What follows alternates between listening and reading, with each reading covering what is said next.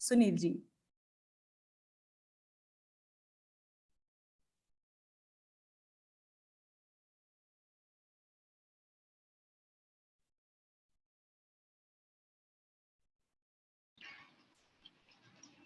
नमस्ते सबैजनालाई। First of all कल्पनाजीलाई स्वागत गर्न चाहन्छु मेरो निकीको प्लेटफर्ममा र धन्यवाद पनि दिन चाहन्छु कि आजको मोडरेसनको लागि। फर्स्ट अफ अल हाम्रो प्रेसिडेन्ट सृजना राणाजी सँगसँगै प्यानलिस्ट एज वेल एज पार्टिसिपेन्टलाई चाहिँ म स्वागत गर्न चाहन्छु आजको प्रोग्राममा, जसलाई नेपाल भारत उद्योग वाणिज्य सङ्घ र अपट्रेन्डले जोइन्टली अर्गनाइज गरेको छ। र आजको प्रोग्रामलाई रञ्जित आचार्यजी पनि हुनुहुन्छ एफएससिसिआईको तर्फबाट, त्यसै गरी अरू स्टार्टअप कम्पनीजको तर्फबाट स्पिकर्सहरू हुनुहुन्छ, उहाँहरूलाई हामीले पक्कै सुन्ने नै छौँ। र पहिलो कुरा म निकीको बारेमा केही भन्न चाहन्छु।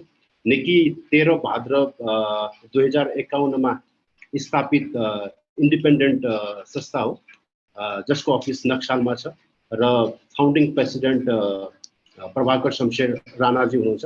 र निकीको उद्देश्य बेसिकली नेपाल र भारतको द्विदेशीय व्यापारलाई सहजीकरण गर्ने र इन्डियाबाट नेपालमा लगानी भित्र्याउने र सँगसँगै लगानीलाई सहजीकरण गर्ने र इन्डियन सँगसँगै नेपाली बिजनेसम्यानहरूलाई व्यापारमा सहजीकरण गर्नको निम्ति खुलेको संस्था हो र यसले 27 वर्ष पुरा गरिसकेको छ। र यो संस्थालाई तपाईँले भन्दाखेरि हामीलाई थाहा छ कि नेपालको 2/3 बिजनेस इन्डियासँग छ र जति पनि इस्युजहरू हामीले ह्यान्डल गरिरहेका छौँ अहिलेसम्म निकीमा आइरहेका हामीसँग भएका अलमोस्ट 300 भन्दा बढी एक्टिभ मेम्बरहरू हुनुहुन्छ, जसमा इन्डियन कम्पनीजहरू जसको नेपालमा उद्योगहरू छ उहाँहरू पनि यसको मेम्बर हुनुहुन्छ बेसिकली, र नोटेड कम्पनीजहरू हुनुहुन्छ। त्यसै गरी नेपाली कम्पनी जसले इन्डियासँग व्यापार गर्नुहुन्छ उहाँहरू हाम्रो सदस्य हुनुहुन्छ। त्यसले गर्दाखेरि हाम्रो सदस्यहरूको लागि हामीले सहजीकरण गर्ने, सहयोग गर्ने, बेसिकली फेसिलिटेसनको कामहरू हामीले नेपाल सरकारसँग र इन्डियन सरकारसँग दुवैसँग गर्छौँ। र रिसेन्टली हजुरलाई थाहा छ होला नेपाल र इन्डियाको बिचमा रेलवे सम्झौता जुन भएको छ त्यसमा निकीको महत्त्वपूर्ण भूमिका थियो बेसिकली लबीको लागि। र त्यसै गरी नेपाल र इन्डियाको ट्रान्जिटको ड्राफ्ट तयार पार्नको निम्ति पनि निकीले ठुलो भूमिका प्ले गरेको थियो। त्यसले गर्दाखेरि त्यो भूमिका प्ले गर्नको निम्ति जति पनि साथीहरूले वर्कआउट गर्नुभएको थियो उहाँहरूप्रति म धेरै पनि ग्रेटफुल छु। र अहिले हाम्रो नयाँ बोर्ड पनि छ जुन डिसेम्बरसम्म रहनेछ, 2 वर्षको बोर्ड। त्यसको अध्यक्ष स्वयं यहाँ उपस्थित हुनुहुन्छ म्याडम प्रेसिडेन्ट सृजना राणाजी। पक्कै पनि उहाँले क्लोजिङ रिमार्क्समा केही कुराहरू निकीको तर्फबाट र स्टार्टअप कम्पनीको लागि बोलाउनेछ। र सेकेन्डमा म जान चाहन्छु कि हामीले बेसिकली हामी नयाँ बोर्डमा आइसके पछाडि हामीले के फिल गर्यो भन्दाखेरि नेपालमा जति पनि स्टार्टअप कम्पनीजहरू छन्, एक्जिस्टिङ कम्पनीज र आउँदै गरेका स्टार्टअप कम्पनीजहरूको लागि सहयोग गर्नको निम्ति हामीले एउटा खाका तयार पारेको छौँ र त्यो भनेको नेपाल इनोभेसन एन्ड एन्टरप्रेन्योरसिप सेन्टर जुन हामीले भारतको नयाँ दिल्लीमा स्थापना गर्न गइरहेका छौँ। त्यसको लागि हामीले भारत सरकार, त्यसै गरी नेपाल सरकार अनि भारतको विश्वविद्यालयसँग एउटा सहमति गरिसकेका छौँ र धेरै छिटो हामीले त्यो सेन्टरलाई स्थापना गर्नेछौँ। र त्यो सेन्टरको मुख्य भूमिका भनेकै नेपालमा रहेका स्टार्टअप कम्पनीजको निम्ति लगानी को लागि सहजीकरण गरिदिने, उनीहरूको आइडियाजलाई सेल गरिदिने, त्यसै गरी प्रोजेक्ट फेसिलिटेसन गरिदिने लगायतका कामहरू त्यो सेन्टरले गर्ने हाम्रो योजना छ। र मलाई लाग्छ पक्कै पनि त्यो योजना र त्यो प्रोजेक्टले नेपालमा रहेका एक्जिस्टिङ र अपकमिङ स्टार्टअपको निम्ति र सँगसँगै इन्डियामा रहेका स्टार्टअप कम्पनी जसले नेपालमा साझेदारी गर्न चाहन्छ, चाहे त्यो लगानीको तर्फबाट होस् या चाहे त्यो टेक्निकल पार्टनरसिप हुनसक्छ या स्ट्राटेजिक पार्टनरसिप, त्यो हिसाबले त्यो सबै सम्पूर्ण एउटा इकोसिस्टमलाई सहयोग गर्नको निम्ति हामी त्यो सेन्टर स्थापना गर्न गइरहेका छौँ। र विश्वविद्यालयसँग पार्टनरसिप गर्नु र इन्डियन सरकारसँग पार्टनरसिप गर्नुको उद्देश्य पनि मूलत उद्देश्य भनेको नेपालमा रहेका स्टार्टअप कम्पनीजलाई सहयोग गर्नु हो। त्यो हिसाबले निकीले त्यो खालको नयाँ भूमिका सिर्जना गर्दैछ र त्यसमा कन्ट्रिब्युट गर्नको निम्ति लागि परेको छ हाम्रो बोर्डको टिम, त्यसै गरी सेक्रेटेरियटको टिम, सँगसँगै दुवै सरकारका प्रतिनिधिहरू पनि त्यसमा सहभागी हुनुहुन्छ। मलाई लाग्छ यसले एउटा ठुलो कन्ट्रिब्युसन गर्नेछ भन्ने हाम्रो बुझाइ छ। र सँगसँगै हामीले जुन यो अहिले सुरु गरेका छौँ स्टार्टअप र इनोभेसन नामको वेबिनार जुन हामीले मासिक तरिका मासिक हिसाबले हामीले यसलाई आयोजना गर्न गइरहेका छौँ। मलाई लाग्छ यसले चाहिँ आइडिया जेनेरेट गर्नको निम्ति र समस्या समाधान गर्नको निम्ति पक्कै पनि सहयोग पुर्याउनेछ र पोलिसी रिकमेन्डेसनको लागि पनि सरकारलाई हामीले दिनुपर्ने कुराहरू स्टार्टअप कम्पनीजका फाउन्डरहरूबाट आउनेछ भन्ने हामी आशा व्यक्त गर्दछौँ। त्यही उद्देश्यका साथ हामीले नेसनल प्लानिङ कमिसनका प्रोग्राम अफिसरलाई पनि निम्तो दिएका छौँ र प्रभावले उहाँ प्रोग्राममा हुनुहुन्छ र प्रभावले हामीले उहाँको कुरा पनि सुन्नेछौँ, किनकि राष्ट्रिय योजना आयोगकै पहलमा नेपाली स्टार्टअप कम्पनीजलाई 50 लाख नेपाली रुपियाँ एजल लगानीको रूपमा चाहिँ प्रोभाइड गर्ने जुन योजना छ, मलाई लाग्छ यो योजनामा हामी एफएनसीसीआई, नेपाल भारत उद्योग वाणिज्य सङ्घ, नेसनल प्लानिङ कमिसन, त्यसै गरी उद्योग मन्त्रालयसँगै काम गर्ने चाहना छ र हामी निक्कीले त्यो खालको एउटा अप्रोचबाट सहयोग गर्ने चाहना राखेका छौँ र मलाई लाग्छ यो कोलाबोरेसन राम्रो हुनेछ। इन डेज टु कम मलाई लाग्छ स्टार्टअप कम्पनीजलाई नेपाल भारत उद्योग वाणिज्य सङ्घले स्वागत गर्छ र जति पनि स्टार्टअप कम्पनीजहरू हुनुहुन्छ उहाँहरूले नेपाल भारत उद्योग वाणिज्य सङ्घमा सम्पर्क गर्न सक्नुहुन्छ सहयोगका लागि। यति भन्दै आजको कार्यक्रम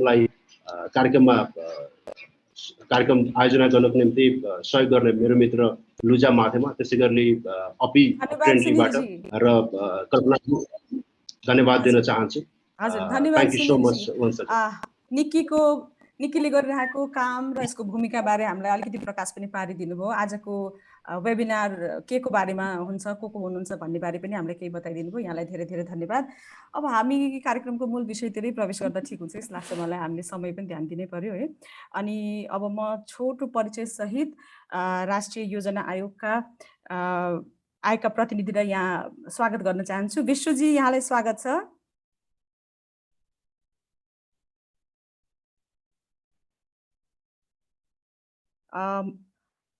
उहाँको अलिकति परिचय म दिन्छु। उहाँ विश्वामित्र कुइकेलजी नतिजा व्यवस्थापन र मूल्याङ्कन शाखाका कार्यक्रम निर्देशक हुनुहुन्छ राष्ट्रिय योजना आयोगमा।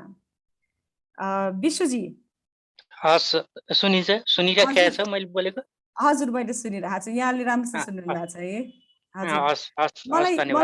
म एउटा सानो प्रश्नबाट सुरु गर्न चाहन्छु है त। राष्ट्रिय योजना आयोगले हाल स्टार्टअप र इनोभेसन्सलाई सघाउनका लागि के कस्तो योजना बनाइरहेको छ? यस्तो छ, राष्ट्रिय योजना आयोगले चाहिँ जस्तो यसको चाहिँ अलिकति ब्याकग्राउन्डमा जानुपर्ने हुन्छ। गत आर्थिक वर्षमा चाहिँ यसको स्टार्टअपको नेतृत्व नै राष्ट्रिय योजना आयोगले लिएर त्यो सम्बन्धी कार्यविधि तर्जुमा गरेर त्यो अनुसार चाहिँ प्रपोजलहरू पनि लिएको थियो। त्यसको प्रपोजल चाहिँ 679 वटा प्रपोजलहरू प्राप्त भएका थिए। तर त्यसमा चाहिँ त्यो बेलामा अनुदानको शैलीमा जुन प्रपोजलहरू प्राप्त भयो र त्यसलाई चाहिँ अब मूल्याङ्कनको चरणमा पनि जाने थियो। केही अब अलिकति जटिलताले गर्दाखेरि त्यो कार्यान्वयनमा जान सकेन।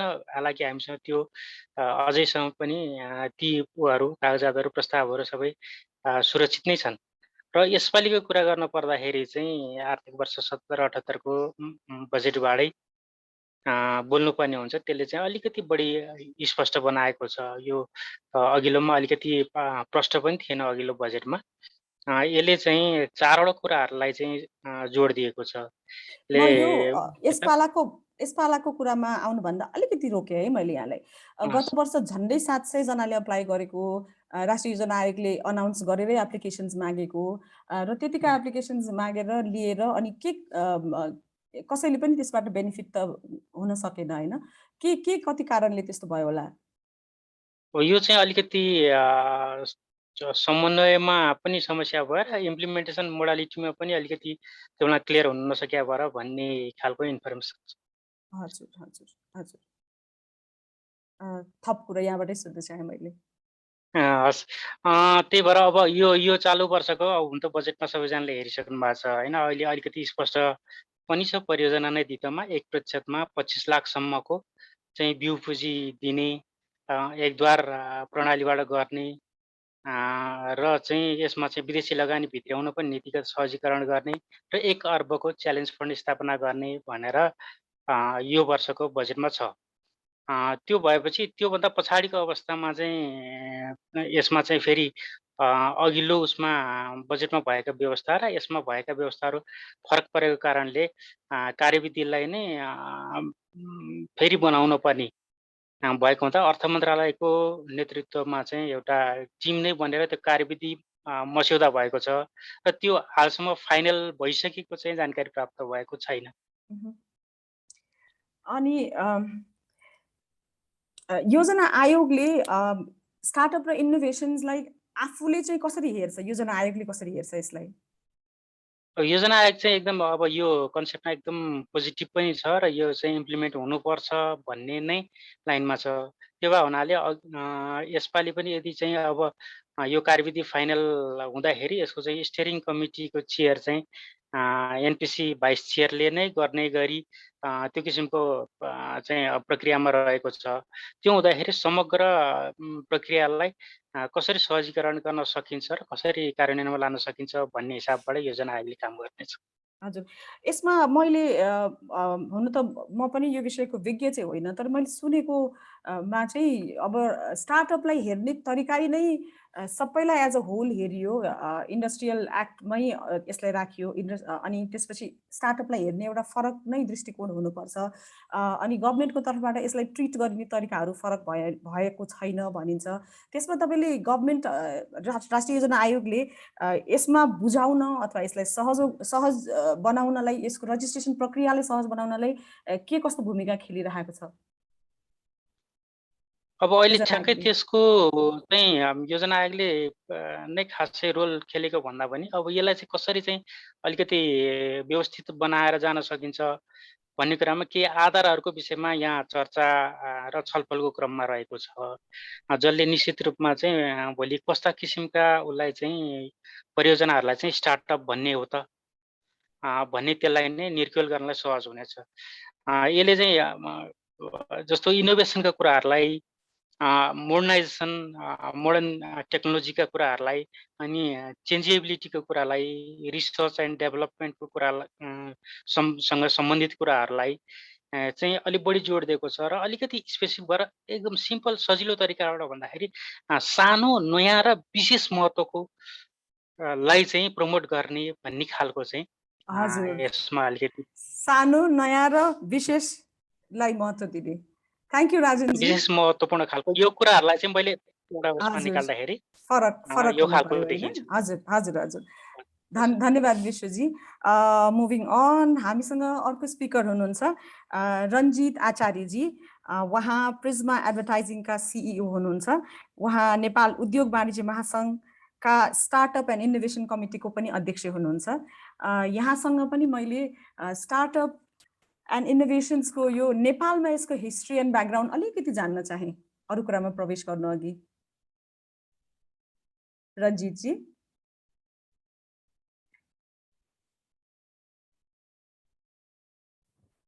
रञ्जितजी।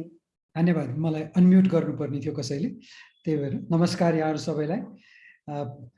सर्वप्रथम त यहाँले सोध्नु भएको जुन प्रश्न छ स्टार्टअपको अलिकति हिस्टोरिक कन्टेक्स्टबाट हेर्दाखेरि नेपालमा हाम्रो यो विगतको 1.5 दशकमा स्टार्टअपको फड्को बिस्तारै मार्दै गइरहेको र अहिले विगतको 4 देखि 5 वर्षको अवधिमा चाहिँ स्टार्टअपले एउटा राम्रो सेप लिन सकेको, स्टार्टअपमा निजी क्षेत्रबाट, प्राइभेट सेक्टरबाट विभिन्न सङ्घ संस्थाहरूले चाहिँ थुप्रै कार्यक्रमहरू पनि सञ्चालन गरेको र त्यही क्रममा 4 वर्ष अगाडि नेपाल सरकारले पनि अब स्टार्टअपको डेफिनेसन हुनुपर्छ, कार्यविधि बन्नुपर्छ भनेर पोलिसी पेपर बनाउनको लागि नै एउटा समिति यस्तो गठन गरेर त्यो समिति मार्फत केही बुदाहरू बनेको पनि थियो, परिकल्पना पनि भएको थियो।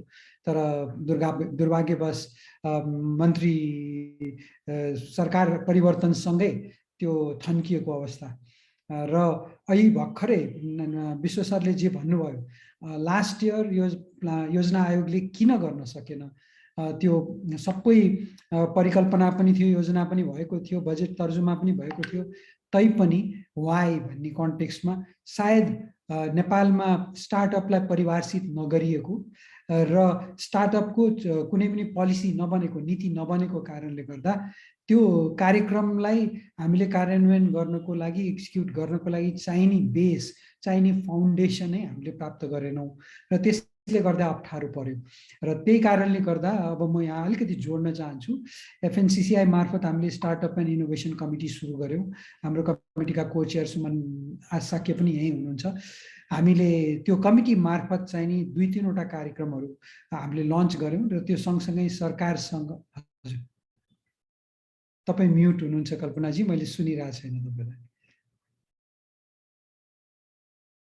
Sorry to interrupt you.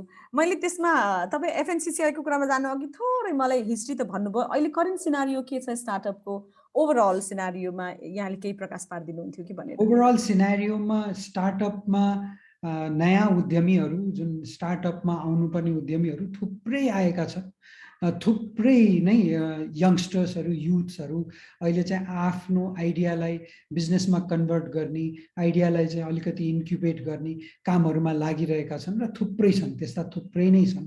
अहिले हामीले विभिन्न सोसियल मिडियामा पनि स्टार्टअप सम्बन्धी थुप्रै इन्टरेक्सन्सहरू देख्छौँ। क्लब हाउसमा स्टार्टअप सम्बन्धी इन्टरेक्सन भयो भने लगभग 300-400 जना स्टार्टअपका उद्यमीहरू आएर भाग लिइरहेका हुन्छन्, उहाँहरू हुनुहुन्छ। तर त्यो भन्दै गर्दा विगत 10 वर्षदेखि स्टार्टअपमै लागिरहेका, आफै नै काम गरिरहेका, इन्भेस्टमेन्ट खोजिरहेका, कहीँ न कहीँ सपोर्ट खोजिरहेका स्टार्टअपका उद्यमीहरू चाहिँ अलिकति निराश पनि भएका छन्, किनकि सरकारको तर्फबाट नीति नियमहरू अलिकति राम्रोसित नआएको, सरकारबाट भएका केही नीति नियमहरूले बाधा अड्चन गरिरहेको, जस्तै FDI को कन्टेक्स्टमा 5 करोडभन्दा माथि भयो भने मात्रै नेपालमा लगानी गर्न पाउने जुन अवस्था छ, त्यसले गर्दा साना उद्यमीहरू जसलाई 50 लाख, 25 लाख, 1 करोड भए पनि पुग्छ, उहाँहरूले त्यो लगानी भित्राउन सक्नु भएको छैन, जबकि उहाँहरूले इच्छुक लगानीकर्ताहरू बाहिर भेटिरहनु भएको छ।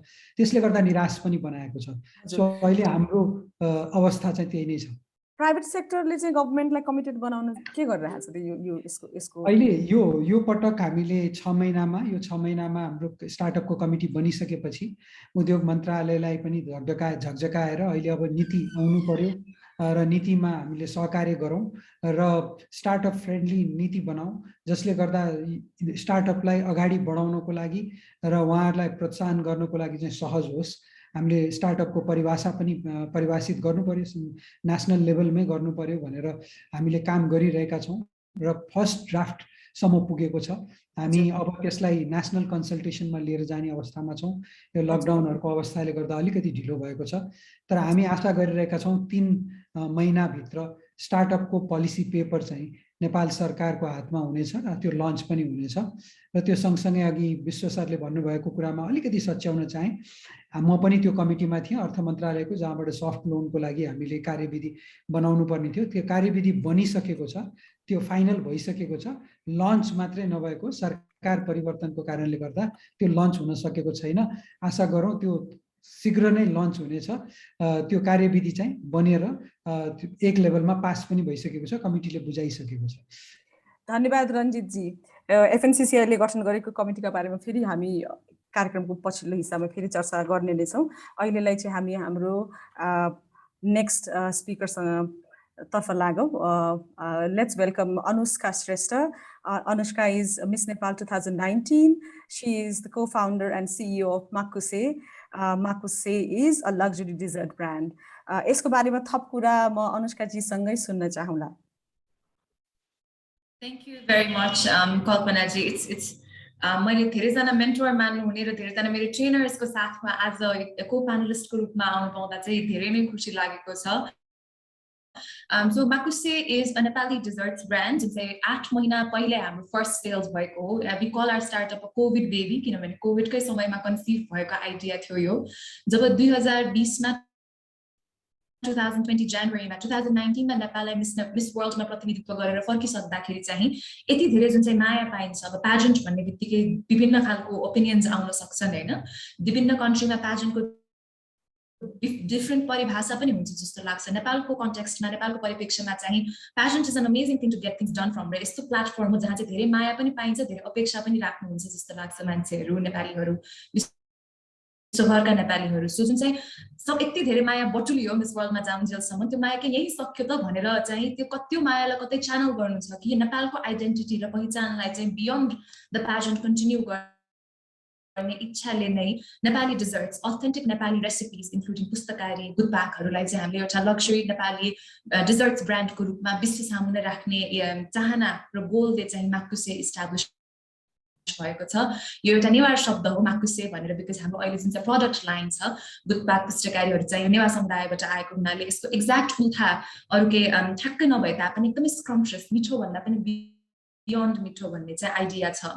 So it was an idea के हामीले हुन्छ मेड इन नेपाल गर्नुपर्छ भन्ने कुरामा पछिल्लो 12 महिना फ्याक्ट्रीमा छिरेको 12 महिना आज कम्प्लिट भएको हुँदाखेरि चाहिँ धेरै नै कुरा सिक्न पाएको छ कि हामी जहिले पनि सुन्छ उद्यमी बन्नुपर्छ, startup entrepreneurship and I am someone जसको लागि चाहिँ एन्टरप्रेन्योरशिप भनेको एकदमै आउट अफ कम्फर्ट जोन लाग्ने कुरा हो। यो सुन्दाखेरि एकदमै राम्रो सुनिन्छ, सही सुनिन्छ, तर म सोच्छु कि सायद यहाँ जति पनि डिस्कसन भइरहेको छ यङ नेपालीहरूको लागि हुन्छ नि, मेबी म त्यो यङ नेपालीको रूपमा आफूलाई बिकज अल बी अनेस्ट 2018 मा सोच्दाखेरि एन्टरप्रेन्योरशिपको कुरा हुँदाखेरि मैले यस्तो याद छ सोचेको कि कुरा एकदम ठिक हो, तर म यो एन्टरप्रेन्योर होइन बिकज एकदमै आँटै आउँदैन भन्ने खालको कुराहरूदेखि आज आएर यो काम गरिरहँदाखेरि चाहिँ it's quite a growth process and it's definitely not linear to say कि म फेरि अस्ट्रेलियामा पढेको पनि हो होइन। म 18 वर्ष हुँदा धेरैजना हामी जस्तै +2 सकिने बित्तिकै प्लेनमा चढेर सिडनी गएको पनि हो। सो एक फर्किएर आएको नेपालीको रूपमा एक हुन्छ एज अ फिमेल एन्टरप्रेन्योरको रूपमा हेर्दाखेरि एज अ यङ एन्टरप्रेन्योर हेर्दाखेरि there are so many lenses that come into play, but definitely जुन चाहिँ एउटा इन्डस्ट्री वाइड सपोर्ट र इन्करेजमेन्ट हुन्छ द्याट इज एक्सट्रिमली इम्पोर्टेन्ट। यसमा एउटा लेन्स चाहिँ के पनि लाग्छ राख्न चाहिँ नेपालमा सायद business families बाट entrepreneurial families बाट आउँदाखेरि there is one perspective of business, but for somebody like me जो चाहिँ एउटा middle class family बाट mentality बाट आउने समयमा चाहिँ कतै न कतै the term entrepreneurship is also very negated भनौं न। कतै हुन्छ नि कि इमानदार जागी हजुर बिचमा एउटा प्रश्न गर्न चाहे पनि त्यो माइन्डसेट अलिकति कि entrepreneurship गुड भन्ने चाहिँ it is also a mindset breakthrough. Yeah, quite an interesting journey, and Makuse sounds so interesting, and I am sure so many of us are inspired.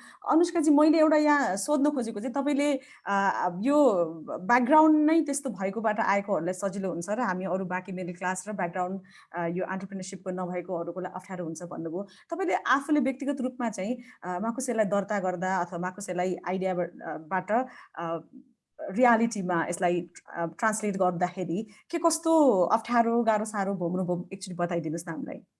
Oh, that is very interesting. मैले म भन्दिनँ कि like people from business background have it easier because there is another whole set of challenges that come with it, हैन?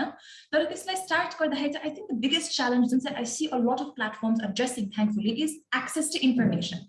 अब मलाई idea आयो कहाँ दर्ता गर्ने हैन भन्ने कुराहरु मैले केसमा गएर दर्ता गर्नुपर्छ, मेरो वडामा दर्ता गर्ने हो कि घरेलु उद्योगमा दर्ता गर्ने हो कि, अनि already there is so much एउटा एक्सपेक्टेसन कि गाह्रो छ हुन्छ नि, त्यहाँ त यति करप्सन हुन्छ यताउता, सो यु अलरेडी फियर त्यहाँ जान लाग्ने, whereas the reality might not be that.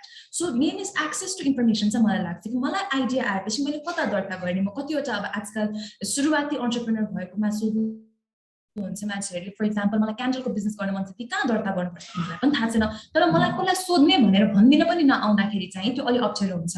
In the recent times we have found many knowledge banks हैन that are there are so many forums हुन्छ, अघि स्पिकर्सले पनि भन्नुभयो क्लब हाउसहरु छन्, there is NYEF जस्ता forums छन्, FNCCI हरु छन्, FWIN हरु छन्, जहाँ चाहिँ पियर टु पियर लर्निङ हुन सक्छ। तर यो चीजहरु के कता दर्ता गर्ने, मैले के राख्नुपर्छ मसँग आइडिया होला, तर लेट्स से स्टार्टिङमा म एउटा कमर्स ग्रेजुएटको रूपमा मलाई एटलिस्ट बुक किपिङ गर्नुपर्छ भन्ने थाहा थियो, त्यसले मलाई धेरै टेन्सन गर्यो। त धेरैजना स्टार्टअप्सले सुरुमा आफ्नो पैसा राखेको हुन्छ, द थिङ्स यस्तो गाइडेन्स नलेज ब्याङ्क र गाइडेन्स चाहिँ I think is the major challenge, because के गर्ने थाहा पाएपछि त त्यो सबै त हामीले आँटेरै गर्ने हो एज एन्टरप्रेन्योर्स, बट गर्नुपर्छ के the whole process so alien and foreign and the process hazur the process needs to be made much more transparent. Yeah, sajilo parna paryo हैन त process itself लाई। Thank you Anushka ji, हामी अत्यन्त जरुरी छ जस्तो लाग्छ। Yeah, फेरि एकैछिनमा फेरि जोडिने छौं। Let me move on to the another speaker of today's program. अब हामीसँग हुनुहुन्छ अमन थापा जी, उहाँ सस्तो डिलका सस्तो डिल नेपालका फाउन्डर तथा सिइओ हुनुहुन्छ। सस्तो डिलले नेपाली ब्रान्ड्सहरूलाई अनलाइन प्लेटफर्म दिनका साथै विभिन्न अन्तर्राष्ट्रिय ब्रान्ड्सलाई पनि नेपालमा ल्याउन सफल भएको छ। वेलकम अमनजी। हाई कल्पनाजी, थ्याङ्क यू। हजुर, तपाईँको बारेमा, तपाईँको इन्टरनेसनल ब्रान्ड्सहरूसँगको कोलाबोरेसनको बारेमा केही बताइदिनुहोस् न हामीलाई। Okay, so Sasta Deal, our company, so we started in 2011, and I mean, technically Nepal's first e-commerce, but we don't say that. Muncha Tamil and one of the other it's a diaspora community gifting Nepal ma I mean first ma local ma or e-commerce science start gareko. Jab internet penetration Nepal ma jamma 9% थियो. So 91% of the households offices did not even have access to internet. त्यहाँदेखि हामी सुरु गरेर यहाँसम्म हामी पुग्यो अब almost 10 years हुन लाग्यो। सो तपाईको प्रश्न यो इन्टरनेशनल ब्रान्ड्स भन्नाले हाम्रो फ्लिपकार्ट र मिन्त्रासँग जोडे जसलाई है। ओके, सो रिसेन्टली अब ई-कमर्स भन्नाले अब there is a lot of verticals, ecosystem एकदमै ठुलो छ। अहिले हामी लगायत अरू in the industry we been focusing mostly on यो क्रस बोर्डर ई-कमर्स हैन। So it's a new field, it's a green field. जब एउटा कुरा डिजिटलले जे राम्ररी गर्छ त्यो भनेको चाहिँ there is no boundary, right? Nepal हामी सधैँ ल्यान्डलक कन्ट्री भएर बस्दाखेरि एकदमै लिमिटेसन थियो भने डिजिटल वर्ल्डमा चाहिँ नि त्यो बाउन्ड्री नै हुँदैन हैन। त्यसको सबैभन्दा ठुलो फाइदा चाहिँ ई-कमर्स लगायत अरू कम्पनीहरूलाई नै हुन्छ। So what we did I think 2 years back इन्डियामा एउटा फ्लिपकार्ट भन्ने it's a very big ecommerce company, one of the local leading ecommerce company छ, अहिले वालमार्टको कम्पनी हो। सो उहाँहरूसँग चाहिँ नि we formulated a strategic partnership. So त्यसको अब्जेक्टिभ के थियो भन्दाले नेपालमा हामीलाई हाम्रो भनौँ न शपिङ एस्पिरेसन एकदमै ठुलो छ, तर नेपालको मार्केट एकदमै सानो छ। यहाँ खासै सामानहरू पाउँदैन, अब म्यानुफ्याक्चरिङ प्रडक्सन त्यस्तो स्ट्रङ छैन। सो यो अब परम्परादेखि चलिरहेको इन्डियामा जाने, बोर्डर पारी जाने, साडी कुर्तादेखि लिएर किताब औषधिसम्म अरू इलेक्ट्रोनिकको सामानसम्म सबै किनेर लिएर आउँथे, तर त्यो एकदमै गाह्रो गरी आइरहेको थियो। अब एकदमै भन्नै हो भने ग्रे र इलिगल वेबाट नै भित्र आइरहेको थियो होइन। सो यसलाई नै सजिलोकरण कसरी गर्ने भन्नाले चाहिँ नि हामीले फ्लिपकार्टसँग त्यो पार्टनरसिप गरेको, वेयर अब Flipkart as a company they have करोडौँ एन्ड करोडौँ अफ अब प्रडक्ट्स होइन जुन नेपालमा छैन र नेपालमा चाहिन्छ। सो त्यो भएर चाहिँ नि हामीले यो पार्टनरसिप फर्म गरेको हो लास्ट इयर। सो त्यही लगायत हाम्रो मिन्त्रा भन्ने उहाँहरूको फ्यासन ब्रान्ड छ, मिन्त्रासँग पनि अब यहाँ खासै भनौँ न फ्यासनको लागि त्यस्तो सामानहरू एभाइलेबल छैन। सो मिन्त्रासँग भएको क्याटलग र जुन हाम्रो नेपाली युथमा भएको एस्पिरेसन त्यो मिट गर्नलाई हाम्रो पार्टनरसिप फर्म गरेको। तर this has a more important and interesting partnership twist भनौँ। यसको ultimate objective should be and that's what we are working for is Nepali SMEs र नेपाली कम्पनी र अब हाम्रो अनुषाजीहरू जस्तो माकुसे जस्तो ब्रान्डहरू जुन I am a very big fan of माकुसे, जुन प्याकेजिङ छ, जुन त्यो प्रडक्ट्सहरू छ, त्यस्तो प्रडक्ट्सहरूलाई how do we give them India जस्तो मार्केट होइन। Again coming back to the landlock कुरा, नेपालमा भनौँ न हामी एउटा लिमिटेड मार्केटमा बसिरहेको, तर यहाँको potential is big, right? Even if you go to India, त्यहाँ 1 बिलियन पपुलेसन छ। So if you can take this product there then there is no limit to our market size हैन। त्यो चाहिँ नि हामीले एकदमै कोसिस गरिरहेका छौँ। त्यस्तो गर्नुबाट कसले छेक्छ? एउटा चाहिँ टु बी भेरी अनेस्ट हाम्रो आफ्नै लिमिटेसन छ इन टर्म्स अफ प्रोडक्सन। फ्लिपकार्टमै राखौँ भने पनि फ्लिपकार्टको भनौँ न अब उनीहरूको जुन डेली आउने युजर बेस छ र हाम्रो प्रडक्टको स्केल छ त्यो 0.कति% पनि म्याच हुँदैन होइन। सो उहाँहरूले सिधै हामीलाई give me one product that's gonna meet our scale. So that's a good problem to have, तर त्यो नै प्रब्लम भयो होइन। त्यसमा in fact we are trying to work with government of Nepal जोसँग प्रोक्युरमेन्टको क्यापेसिटी छ र स्टक इन्भेन्ट्री होल्ड गर्ने क्यापेसिटी छ, एन्ड उहाँहरूसँग बसेर if we can identify MSMS across Nepal जसको प्रडक्ट चाहिँ इन्डियामा, and there so many products in इन्डियामा would do really good products like माकुसे again, त्यो प्रडक्ट चाहिँ हामीले आइडेन्टिफाई गरेर त्यहाँ त्यो स्केलमा कसरी डेलिभरी गर्ने, because the partnership is already there, the assurance to procure our products is already there, the partnership is already there. So all we need is a good product that can meet that scale. So being one of the earliest, first e-commerce go your platform better, are you happy and satisfied? With?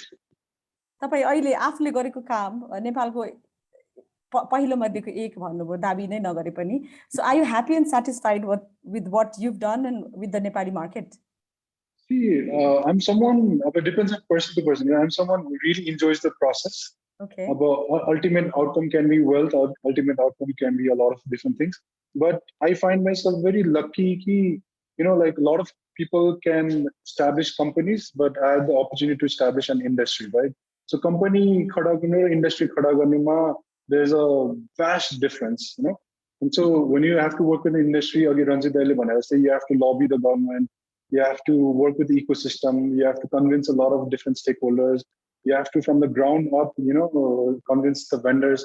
जब सस्टेल start गरेको थिएँ एउटा भेन्डरका 4 घण्टा लाग्थ्यो internet के भनेर बुझाउनलाई मात्र हैन बैंकका छिर्दाखेरि ढोकाबाट छिराउँदैन थियो भने हैन गभर्नमेन्टलाई ई-कमर्स आजसम्म पनि ई-कमर्स इन्डस्ट्री टेक्निकली फर्म पनि भएको छैन बाइ द वे हैन गभर्नमेन्ट लेभलमा सो त्यो industry so I'll just wrap it up. So the industry, establish गर्ने बेलाको process is something that as an entrepreneur you really have to enjoy.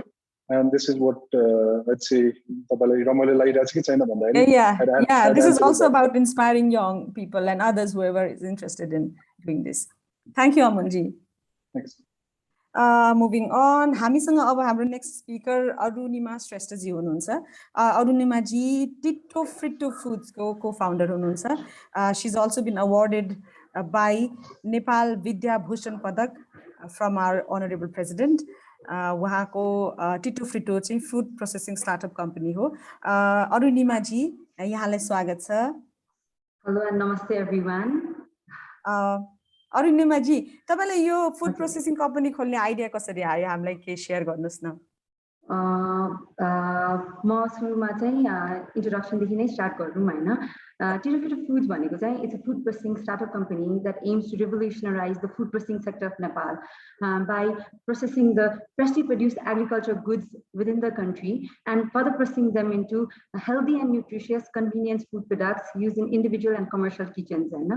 हाम्रो प्रोडक्ट्सहरु चाहिँ अहिले इनिशियली हामीले ह्यान्डक्राफ्टेड चकलेटबाट स्टार्ट गरेको अनि अहिले चाहिँ हाम्रो अल नेचुरल ब्रान्डको अन्डर चाहिँ हाम्रो प्रोडक्ट्सहरु चाहिँ जस्तो कि ginger paste, garlic paste, लप्सी candy, immunity booster काढा, लप्सी powder and many more. There are many more. अनि यो प्रोडक्टहरु चाहिँ के मलाई चाहिँ फुड प्रोसेसिङमा गर्ने आइडिया चाहिँ म बच्चा बेलादेखि नै I always wanted to do something on my own कि मलाई जहिले पनि एउटा आफ्नै बिजनेस गर्ने इच्छा थियो बच्चा बेलादेखि नै हैन. अनि त्यसपछि after I finish my graduation हैन मैले चाहिँ me along with my sister who is also food technologist हैन हामीले चाहिँ मार्केट स्टडी गर्यौं हैन. अनि के कस्तो स्कोप छ मार्केटमा भनेर स्टडी गर्दै जाँदाखेरि चाहिँ नेपालको फुड प्रोसेसिङ सेक्टरमा चाहिँ there is a huge gap के. अब जस्तो कि अब यो जिन्जर पेस्टको आइडिया हामीलाई कसरी आयो भने हामीले नेपालको मार्केट स्टडी गर्दाखेरि Nepal second largest exporter of ginger हो के.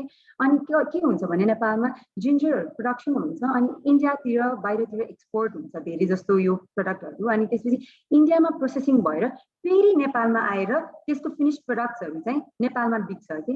अनि हामीले यो ग्याप आइडेन्टिफाई गर्यौं. अनि यो कुरा त नेपालमै गर्यो भने नेपालमै क्वालिटी प्रोडक्ट बन्न सकिन्छ भनेर हामीले त्यो एनालाइसिस गरेपछि चाहिँ यसै गरी हामीले नयाँ प्रोडक्टहरु रिसर्च गर्दै गयौं. अनि त्यसै बीचमा हाम्रो यो इन्डस्ट्री एस्टाब्लिश भयो भनौं न.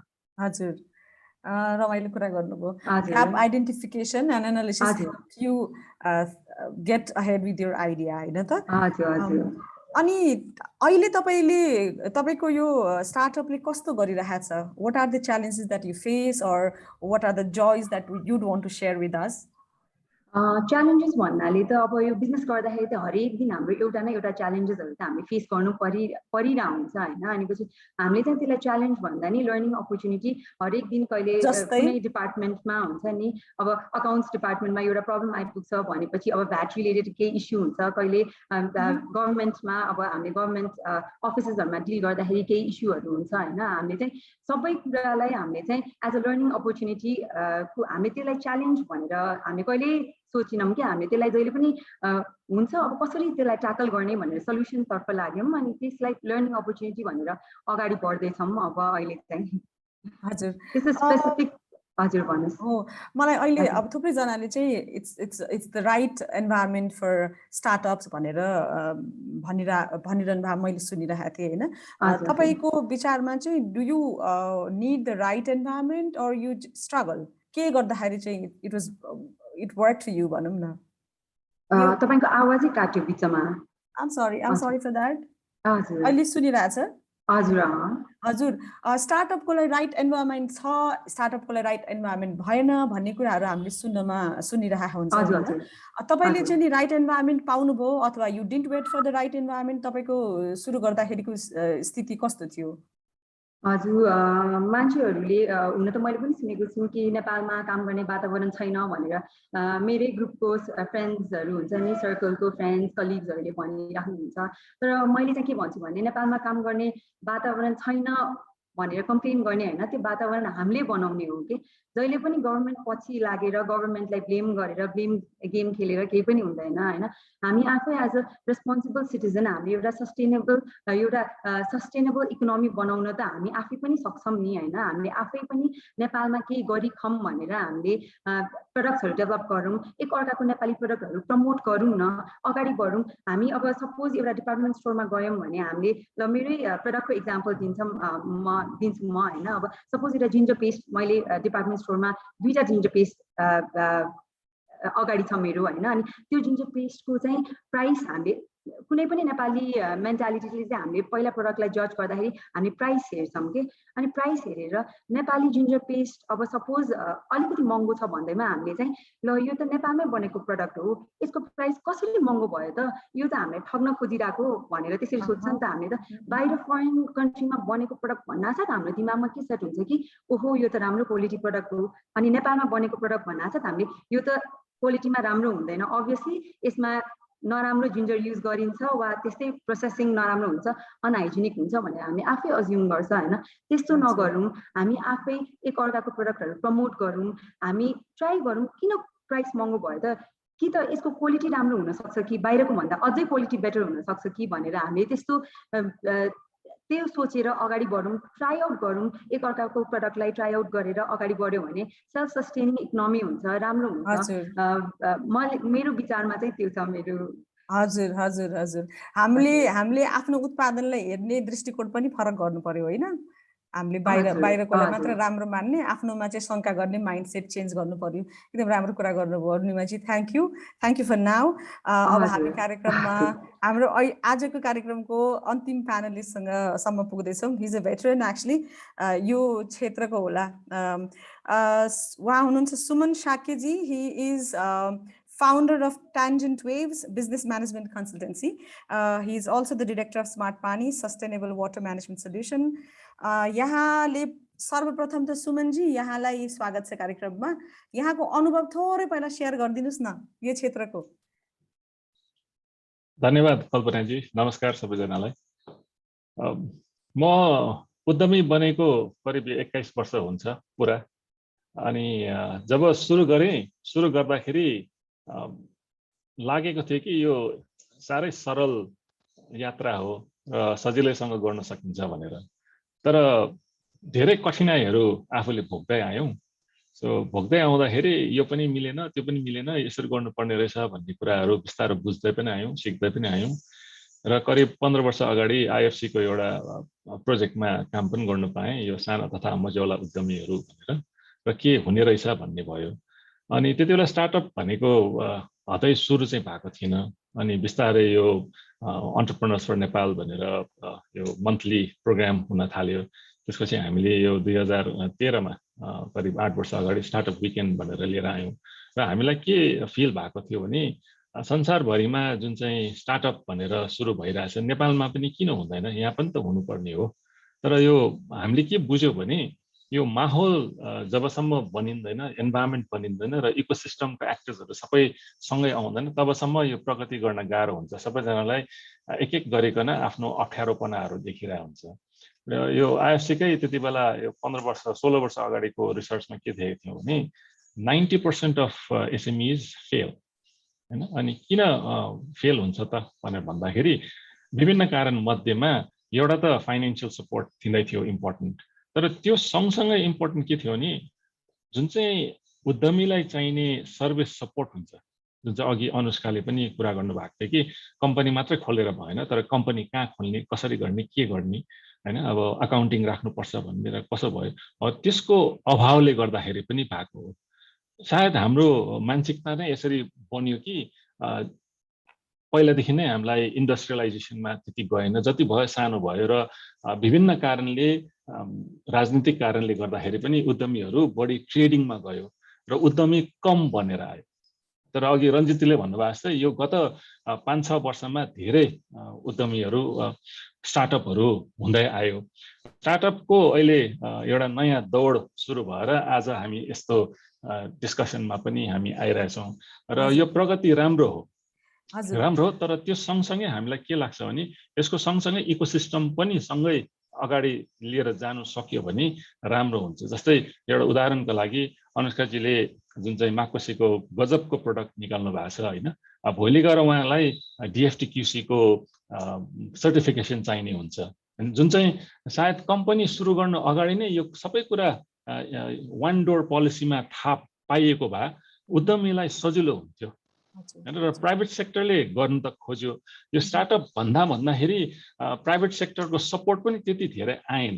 सरकारले त गरेन भनेर धेरैले भन्ने गर्छ, नीति नियममा आफ्नो ठाउँमा छँदैछ, तर यो स्टार्टअपलाई चाहिँ बुस्ट गर्यो भने हाम्रो देशको अर्थतन्त्र नै राम्रो हुन्छ भन्ने चाहिँ त्यो थट प्रोसेस पनि त्यति आएको जस्तो लागेको थिएन र हामी बारम्बार हामीले इन्डस्ट्रियलिस्टहरूलाई पनि र सबैलाई पनि घचघचाइ चाहिँ राखेको थियो। तर यही अब सायद कोसिसहरूले होला, समग्र सबैजना साथीहरू थुप्रा छन् यो इकोसिस्टमलाई सपोर्ट गर्नेमा, कि अहिले आएर अहिले अब नेपाल इन्डिया चेम्बर अफ कमर्सले पनि ल स्टार्टअपको चाहिँ के गर्नुपर्छ भन्ने आइरहेछ हैन। म पनि FNCCI मा स्टार्टअप र इनोभेसन कमिटीमा आबद्ध छु। FNCCI ले पनि यसलाई अब ल है अब गर्नुपर्छ नि भाइ, त्यसले गर्दा अब यो माहौल चाहिँ बन्यो जस्तो लाग्यो। यसलाई राम्रोसँग टेवा दिएर सरकारले नीति नियमहरू राम्रोसँग ल्यायो, जुन चाहिँ रञ्जितले भन्नुभयो कि अब आउन मात्रै बाँकी छ भनेर, भयो भने हामीलाई फस्टाउन एकदम सजिलो चाहिँ हुनेछ।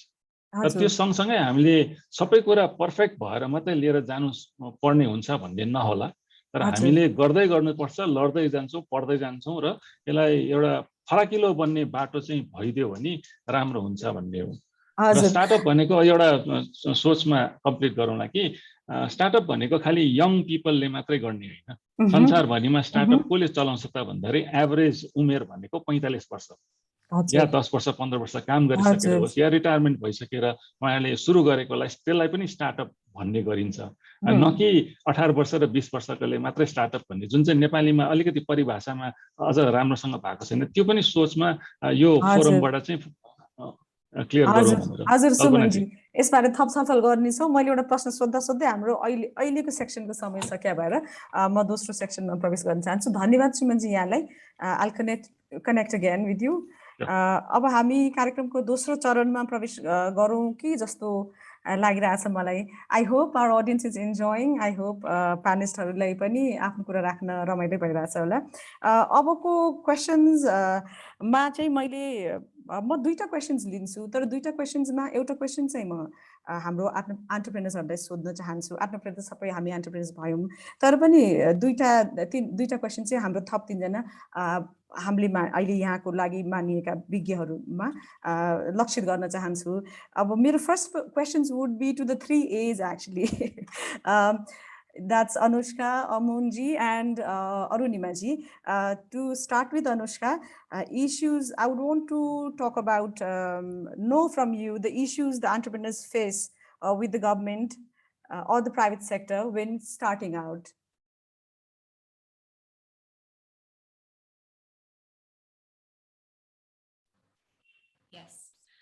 I think हामीले अघि पनि अलिकति ब्रिफली त छोयौँ हैन, issues starting out, but especially from the government sector भन्दाखेरि I think it's agreed कि big changes लिएर आउनलाई सायद त्यति धेरै ठुलो change, I mean big impact लिएर आउनलाई त्यति साह्रो ठुलो चेन्जेस हैन। It's the smallest of things कि कसरी गर्न सजिलो, so that one door policy DFTQC मा चाहिँ registered छौँ है हामी, so which is a good news.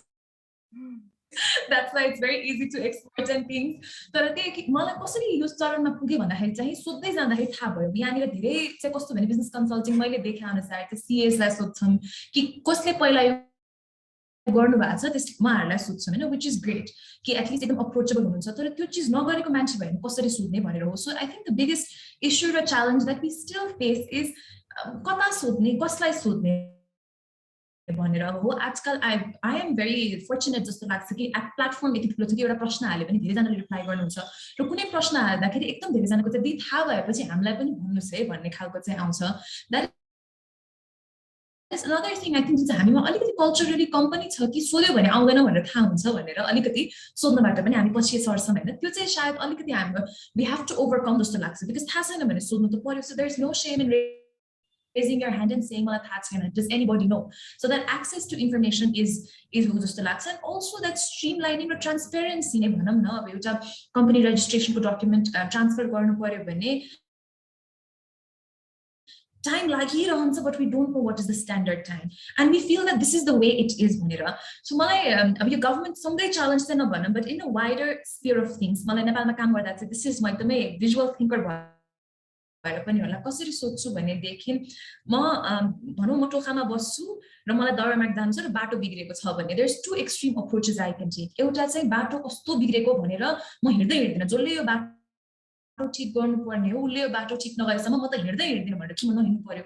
तर जानु त मलाई चाहिँ टोखाबाट दरमार्ग भने देखि चाहिँ म चाहिँ हैन म एडजस्ट गर्छु लाइक मेबी म हिल्स लाएर हिँड्दिन हुन्छ नि म स्पोर्ट्स सुज लाएर हिँड्छु. I have to adjust to the situation. But म कसैलाई भन्दै भन्ने नेपाली यस्तै हो बाटो बिग्रेदै हो कहिले भन्दिन. सो त्यो दुईटा एक्सट्रीमको बीचमा चाहिँ मलाई पुग्नु छ भने म अडाप्ट गरेर हिँड्छु but at the same time मैले सम्बन्धित निकायलाई झकझकाइरहन्छु. मैले आफ्नो लोकल्सहरुलाई पनि भनिरहन्छु चेन्ज आउनुपर्छ भनेर. सो त्यो दुईटा एक्सट्रिमिजमको बीचमा चाहिँ देयर इज अ वे जस्तो लाग्छ. And that is the approach that I take when dealing with all this issues including lack of transparency. एकदमै नै बढी टाइम लाग्ने किन टाइम लाग्ने थाहा feeling that I don't know what to do and whom to ask, feeling whether I'm doing enough or not. And I think as a 26 लाग्दाखेरि आजकल young भन्न मिल्छ मिल्दैन थाहा छैन हैन. But one thing I feel as a challenge is, am I running too fast or too slow? मेरो growth छिटो भइरा छ कि छैन हुन्छ नि. अलिकति कम्प्लेसेन्ट भयो भने हैन I should have already expanded. यति मान्छेहरु कस्तो चाँडो गरिरहेछ जस्तो लाग्ने. But am I being हरेक चीजको फेरि एउटा अर्ग्यानिक टाइम पनि हुन्छ साइकल पनि हुन्छ. सो म कुद्न नपुगिरा म इम्पेशेन्ट भइरा हो कि म कम्प्लेसेन्ट भइरा हो भनेर चाहिँ that finding that balance is a challenge that I face still. राम्रो कुरा राख्नुभयो. आई लाइक द्याट एक्सट्रिम अप्सन्समा जानु भन्दाखेरि त्यति तत्कालको लागि उपाय पनि निकाल्ने त्यसपछि सम्बन्धित निकायलाई झकझकाउने पनि यहाँको राम्रो कुरा आयो. म अब अमुनजीलाई सेम प्रश्न लगभग त्यही सोध्न चाहन्छु. तपाईले आफूले चाहिँ कस्तो समस्या भोग्नुभयो? व्हाट वर द प्रब्लम्स तपाईले स्टार्ट आउट गर्दाखेरि? So I think number one, अहिले पनि भएको problem is lack of clear policies e-commerce मा चाहिँ नि. So e-commerce मा अब एउटा इन्डस्ट्री नै नभएको बेलामा अब यति धेरै ट्रान्ज्याक्सन भइरहेछ र यति धेरै भनौँ न customers millions of customers thousands of vendors एउटै प्लेटफर्ममा छ. सो इम्प्याक्ट इज एकदमै म्याक्सिमम. तर पोलिसी नभएको भएर कसको रेस्पोन्सिबिलिटी कसले केसम्म गर्नु पाउने देखि लिएर इभन मोनिटरिङको कुराहरूमा पनि के पनि भिजिबिलिटी छैन हैन. जस्ट एन एक्जाम्पल डेटाकै कुरा गर्ने बेलामा ई-कमर्स कम्पनीसँग सायद नेपालमा कुनै पनि इन्स्टिट्युसनसँग त्यति धेरै कस्टमरको बारे नलेज छैन होला. त्यो डेटा हामीसँग छ तर there is no clear policy. हाम्रो लिमिटेसन के हो र त्यसलाई कसरी ह्यान्डल गर्नुपर्छ हैन. त्यस्तो त हजारवटा कुरा छ. सो पोलिसी नभएपछि के हुन्छ नि it depends on your ethics. आफू एथिकल छ भने राइट काम गर्ने हो नत्र चाहिँ जे गर्दा पनि हुन्छ. सेकेन्डमा आई थिङ्क ल्याक अफ यो इन्फ्रास्ट्रक्चर नेपालमा यु नो अरू देशमा एउटा स्टार्टअपलाई एउटा डेस्टिनेसनसम्म पुग्नलाई 1 वर्ष लाग्छ नि यहाँ 20 वर्ष लाग्छ. Mainly because the ecosystem is not there, the infrastructure is not there. जुन गभर्मेन्टले क्रिएट गरिदिनु पर्ने हो र त्यो बाई डिफल्ट हुनुपर्ने कुराहरू आफै क्रिएट गर्नुपर्छ. I think that's a major issue in Nepal. Lastly I think यो इनोभेसन र गभर्मेन्टको पेस मिलिरहेको छैन होइन. टुटल र पठाउको केस हामी कति कुरा गऱ्यौँ, कति पेपरमा आयो. सस्टेनेबल दराजको पनि इज द सेम थिङ होइन. सो इनोभेट हामी गर्ने अगाडि जहिले पनि गभर्मेन्ट चाहिँ नि क्याचअप गरेर छ छैन भनेर सोच्नु पर्ने अवस्था छ यहाँ and mainly because of that हामी इनोभेट नगर्ने भनेको एकदमै नराम्रो कुरा हो स्टार्टअपको लागि चाहिँ नि बिजनेसको लागि आई थिङ्क यो 3टा कुराहरू चाहिँ नि हाम्रो प्राइमरी बर्निङ इस्युजहरू। हजुर, तपाईँले आफूले यो स्टार्ट आउट गर्दाखेरि भोगेको कुनै एउटा रमाइलो तर अप्ठ्यारो इन्सिडेन्ट केही सेयर गर्न मिल्छ भने बताइदिनुहोस् न। अब त्यस्तो इस्यु भन्दा होइन I just share one experience कस्तो हुन्थ्यो when you start so when we started हामीले त कल्चर नै इन्ट्रोड्युस गरेको हो नि त नेपालमा एन्ड यो डेलिभरी भन्ने कुरा नै थिएन। So when I used to deliver myself मानिसहरूले अब कस्टमर्सहरूले घरमा डेलिभर गरेपछि एउटा त एकदम अचम्म मान्नुहुन्थ्यो, सेकेन्डमा चाहिँ कोक फ्यान्टा चिया कफी नखुवाइकन जानै दिनु हुँदैन थियो होइन and it was mainly deliver गर्दै घरसम्म मेरो सामान लिएर आइदियो बसेर कोक खानुहोस् भन्ने त्यस्तो चाहिँ नि कल्चर थियो। So I think that is one very good experience I have had early on. हजुर हजुर, टिपिकल नेपाली हाम्रो सत्कार होला है त्यो। अहिले छैन, अहिले त टाइममा आएन नि त। अब बानी पर्यो। रमाइलो कुरा सुनाउनु भयो अमुनजी। I think will move ahead with the same question to अरुणिमाजी। अरुणिमाजी मलाई सुनिरहनु भएको छ है? ए हजुर सुनिरहेको छु। हजुर, तपाईँको आफूले भोगेको अप्ठ्यारो यो सुरु गर्दाखेरिको चाहे तपाईँको गभर्मेन्ट सेक्टरबाट चाहे प्राइभेट सेक्टरबाट तपाईँले के कस्तो अपेक्षा राखेर सुरु गर्नुभएको थियो, तपाईँलाई कस्तो अप्ठ्यारो पर्यो, अथवा सोसाइटीकै पनि अघि हाम्रो अमुनजीले भने जस्तो कुनै रमाइलो केही घटना छ भने पनि सुनाउनुहोस् न, नयाँ आउनेहरूलाई एक खालको दिमागमा एउटा यस्तो कुरा एक्सपिरियन्सहरू हुन्छ नि। हजुर, अनुष्काजीले भन्नुभएको जस्तै सुरुमा इनिसियली हामीले पनि एक्सेस टु इन्फर्मेसन नै हाम्रो सबैभन्दा मेजर च्यालेन्ज थियो होइन। त्योभन्दा बाहेक चाहिँ नेपालमा चाहिँ नेपालको हरेक गभर्मेन्ट अफिसमा चाहिँ ह्युज अमाउन्ट अफ ब्युरोक्रेटिक प्रोसेसहरू चाहिँ एकदम सिमेन्टेड भएर बसेको छ फर इयर्स एन्ड इयर्स होइन। अनि यसले गरेर बिजनेस रेजिस्ट्रेसनको प्रोसेसमा चाहिँ हामीले एकदमै झेल्नु परेको थियो कि सुरुमा बिजनेस रेजिस्टर गर्दाखेरि चाहिँ अब हामीले चाहिँ हाम्रो दिमागमा एक दिनमा लाग्ने प्रोसेस अब एक दिन पनि होइन 2 घन्टामा हामीले कम्प्युटरमा टाइप गरेर सकाउने प्रोसेस गभर्मेन्ट अफिसमा जाँदाखेरि कहिले यताबाट अर्को अफिस अर्को कोठा जाऊ अर्को कोठाबाट अर्को कोठा जाऊ गर्दाखेरि चाहिँ हामीलाई एकदमै त्यो अहिलेको यङ्स्टर्सले चाहिँ त्यो झेल्न नसक्ने रहेछ कि पहिला त्यो प्रोसेस जस्तो हुँदै गयो, पिपल वेयर एक्सेप्टिङ द्याट। तर अहिलेको यङ अन्टरप्रेनर्सहरू जो चाहिँ अब घरमा बसेर ल्यापटपमा काम गरेर क्लाउडमा काम गर्छ नि, त्यस्तो मान्छेहरूले चाहिँ गभर्मेन्ट अफिसमा गएर त्यो पेपर वर्क्सहरू गरेर एउटा अफिसबाट अर्को रुम जाउँ होइन, अर्कोबाट अर्को जाउँ भन्दाखेरि चाहिँ त्यो चाहिँ झेल्न हामीलाई पनि एकदमै गाह्रो भएको थियो होइन। त्यही हो हाम्रो मेजर हामीले इनिसियली फेस गर्नु परेको च्यालेन्ज चाहिँ त्यो हो। अनि पछि अर्को एउटा चाहिँ हामी आफै पनि महिला उद्यमी लोनबाट हाम्रो बिजनेस स्टार्ट गरेको थियौँ होइन। राष्ट्रिय वाणिज्य ब्याङ्कबाट हामीले महिला उद्यमी लोन भनेर हामीले सब्सिडाइज रेटमा लोन लिएका थियौँ होइन। त्यो भएको कारणले पनि एउटा अर्को पोइन्ट के मैले राख्न चाहेँ भने गभर्मेन्टले एभ्री फिस्कल इयर यस्तो स्टार्टअपहरूलाई वा नयाँ बिजनेसहरूलाई होइन मोटिभेट गर्नलाई ग्रान्ट सब्सिडीहरू डिक्लेयर गर्छ होइन। तर त्यो ग्रान्टहरू चाहिँ चाहिने मान्छेको हातमा भन्दा नि जो मान्छेको पोलिटिकल साइज एन्ड नेटवर्क्सहरू छ नि उहाँहरूको हातमा जान्छ रहेछ कि। त्यो त हामीले पनि गर्दै जाँदा ट्राई गर्दै जाँदा हामीले धेरैवटा ब्याङ्कहरू डुल्यौँ होइन। त्यो प्रोसेसमा लोनको प्रोसेसमा हामीले 4-5वटा ब्याङ्कै डुल्यौँ। अनि त्यसमा लास्टली फाइनली हामीले एउटा राष्ट्रिय वाणिज्य ब्याङ्कबाट हाम्रो लोन सक्सेस भयो अनि हामीले हाम्रो बिजनेसमा इन्भेस्ट गऱ्यौँ होइन। त्यो बिचमा चाहिँ मैले रियलाइज गरेको कुरा चाहिँ करोड 6 करोडको मान्छेहरूले 6 करोडको फल्स बिजनेस आइडियाको ऊ राख्छ होइन, प्रपोजलहरू राख्छ अनि त्यसपछि त्यसको लोन झिक्छ। तर त्यो बिजनेस उनीहरूले एक्जिक्युट नै गरेको हुँदैन अनि गभर्मेन्ट साइडबाट त्यसको मोनिटरिङ नै भएको हुँदैन कि। अनि हाम्रो दिमागमा चाहिँ के हुन्छ भने हामी जस्तो स्टार्टअपहरूको त्यो 6 करोड मेरो दिमागमा त आइडिया छ नि त, अब मैले त्यो 6 करोड मेरो हातमा पाएको भए त मैले कत्रो ठुलो बिजनेस गर्न सक्थ्यो भनेर त्यो एउटा चुकचुक चाहिँ हुन्छ रहेछ कि। हामी अब जस्तो बिजनेस म्यानहरू भनौँ अब अन्टरप्रेनर्सहरू भनौँ होइन, स्टार्टअपहरूको लागि चाहिँ त्यो हुन्छ। अनि त्यो हुँदा चाहिँ अलिकति मनमा चाहिँ किसिमको चाहिँ फिल हुन्छ कि नेपालमा यो भएको पैसा पनि फन्ड राम्रो हातले युटिलाइज गर्न पाएको छैन भनेर कि। त्यही हो मेजर मलाई। हजुर अरुणिमाजी, लोनको विषयमा प्रवेश गरिहाल्यौँ होइन। लोन लिनलाई तपाईँलाई 4-5वटा ब्याङ्क धाउनु पर्यो भन्नुभयो है। अनि इन्ट्रेस्ट रेट केही समस्या होला होइन त? हजुर इन्ट्रेस्ट रेट चाहिँ अति सब्सिडाइज इन्ट्रेस्ट रेटमा लोन लिनलाई चाहिँ मैले 4-5वटा ब्याङ्क धाउन पर्यो। अब सबै ठाउँमा त्यही भन्छ अब यहाँ प्रोसेस हुन टाइम लाग्छ भनेर अब हुन्छ नि एक दिन झुलाउँछ 2 दिन झुलाउँछ, तर हाम्रो त माइन्डमा अब हाम्रो त अहिले गर्नु परिसकेको हुन्छ नि त, हामीलाई त त्यो एउटा नेसेसिटी भइसकेको हुन्छ होइन। अनि हामीले त आई थिङ्क लगभग 6 महिनापछि हाम्रो जुन लोन छ नि त्यो 6 महिनापछि मात्र अप्रुभ भयो कि। अनि त्यो गर्दाखेरि चाहिँ त्यो टाइम हामीले इन्भेस्ट एज एन अन्टरप्रेनर त्यो टाइम इन्भेस्ट गर्न त हामीलाई गाह्रो हुन्छ नि त। अनि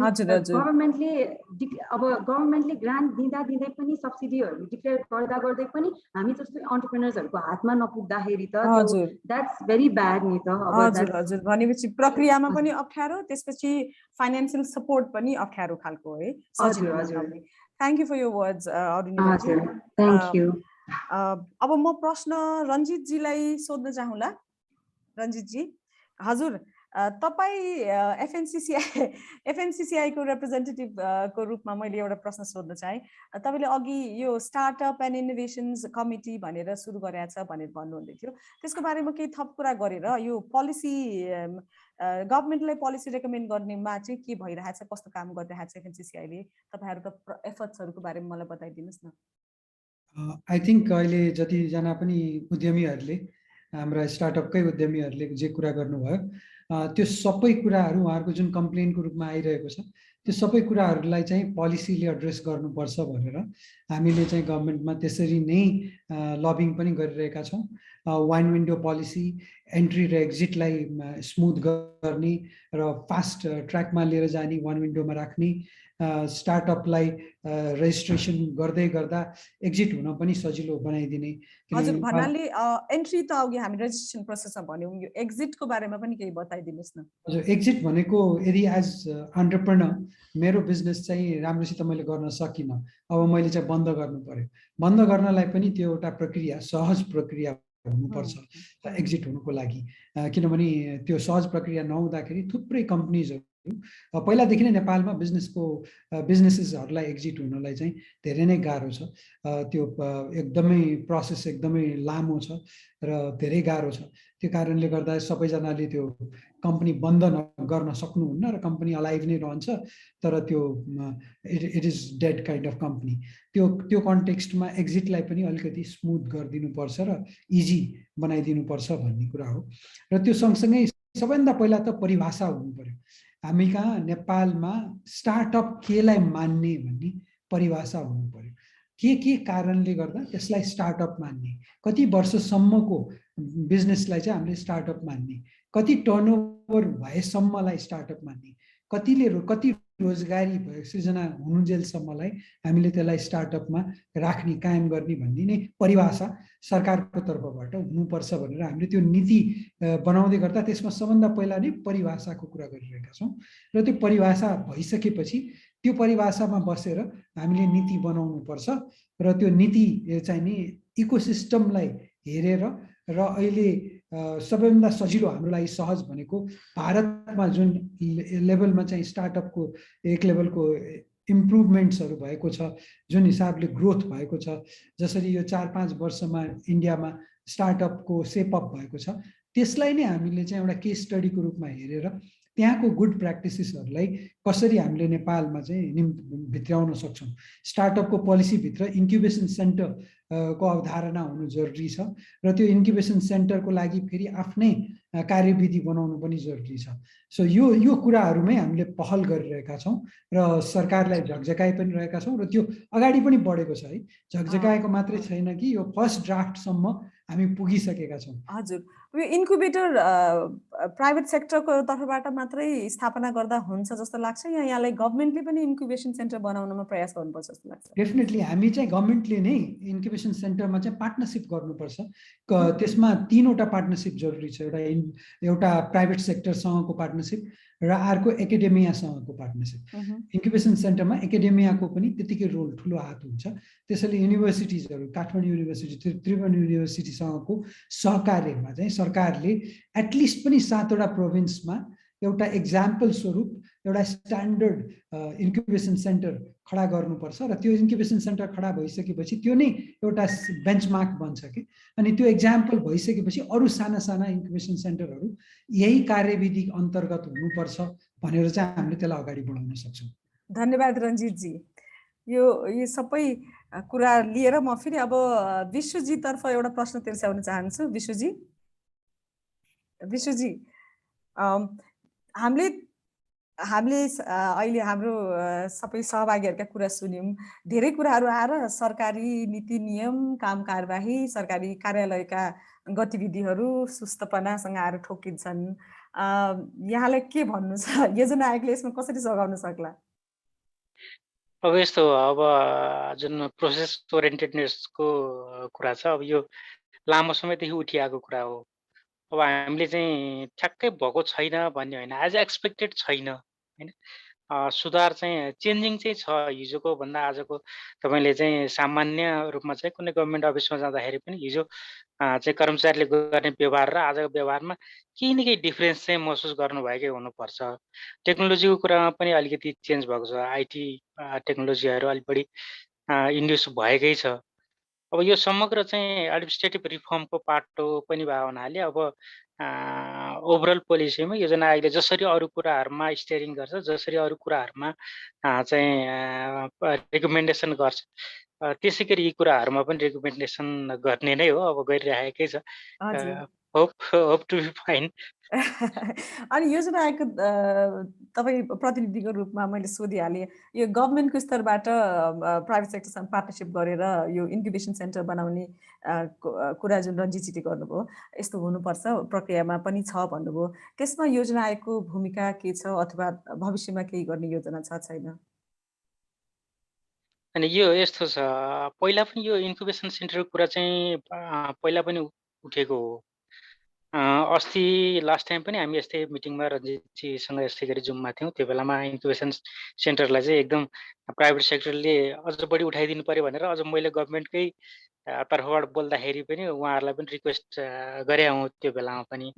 अब अलिकति मोडालिटीको हिसाबले कुरा गर्दाखेरि चाहिँ पहिलाको चाहिँ गभर्मेन्टले गर्ने वान वे डेलिभर गर्ने भन्दा पनि यसमा चाहिँ कस्तो भने हामी ट्रेनिङका कुराहरू, रिसर्चका कुराहरू अनि त्यसमा एलाइनमेन्ट गर्ने कुराहरू सबै हिसाबले हेर्दाखेरि चाहिँ पार्टनरसिपको हिसाबले चाहिँ पब्लिक प्राइभेट पार्टनरसिपको हिसाबले चाहिँ इन्क्युबेसन सेन्टर राम्रो हुन्छ भन्ने एक किसिमको बहस चाहिँ यहाँ भइरहेको छ। अब हामीले चाहिँ विशेष गरी रिकमेन्डेसन गर्ने भनेको उद्योग वाणिज्य तथा आपूर्ति मन्त्रालयले जुन नीतिगत उहरू प्रस्तावहरू लिएर आउँछ त्यो बेलामा गर्ने हो। यो हामीले चाहिँ एकदम नोट डाउन गरेर राखेका छौँ र यो किसिमको कुराहरू चाहिँ जतिखेर आवश्यक पर्छ त्यो ठाउँ हामी सुझाव दिँदै जान्छौँ। यही नै हो हाम्रो काम गर्ने शैली। हजुर, एउटा थप क्वेसन मैले गर्न चाहेँ यहाँनिर। अब तपाईँहरूका एप्लिकेसन्स पनि परेको पहिला गत वर्ष आह्वान गरेपछि, अब त्यो त्यत्र एप्लिकेसनमा त कतिको ब्रिलियन्ट आइडियाजहरू होलान् होइन? त्यो आइडियाजहरू जुन फ्रेस आइडियाजहरू हुन्छ त्यसको संरक्षण अथवा आइडिया चोरी नहुनको लागि सरकारी तौरबाट के भएको छ टु प्रोटेक्ट दोज आइडियाज? अनि त्यो त अब त्यसमा खासै चाहिँ त्यो अरूको एक्सेसमा हुँदैन। उहाँहरूले जे प्रपोजल बुझाउनु भएको छ त्यो त सुरक्षित नै छ। त्यसमा रिस्क छैन, एकदम छैन, त्यसमा कुनै रिस्क छैन। हजुर, धन्यवाद विश्वजी। म अब एउटा प्रश्न सुमनजीलाई सोध्न चाहे। सुमनजी, यहाँले चाहिँ गभर्मेन्टलाई यहाँको तर्फबाट पोलिसी रेकमेन्डेसन्स केही छ कि? थुप्रै होला पक्कै पनि, सुनाइदिनुहोस् न। अब व्यक्तिगत तहरमा भन्दाखेरि पनि म पनि एफएनसीसीआईको स्टार्टअप एन्ड इनोभेसन कमिटीमै छु। हाम्रो छलफलहरू भएर अगाडि गएको छ। यसमा काम भएर आउँदैछ भन्ने छ।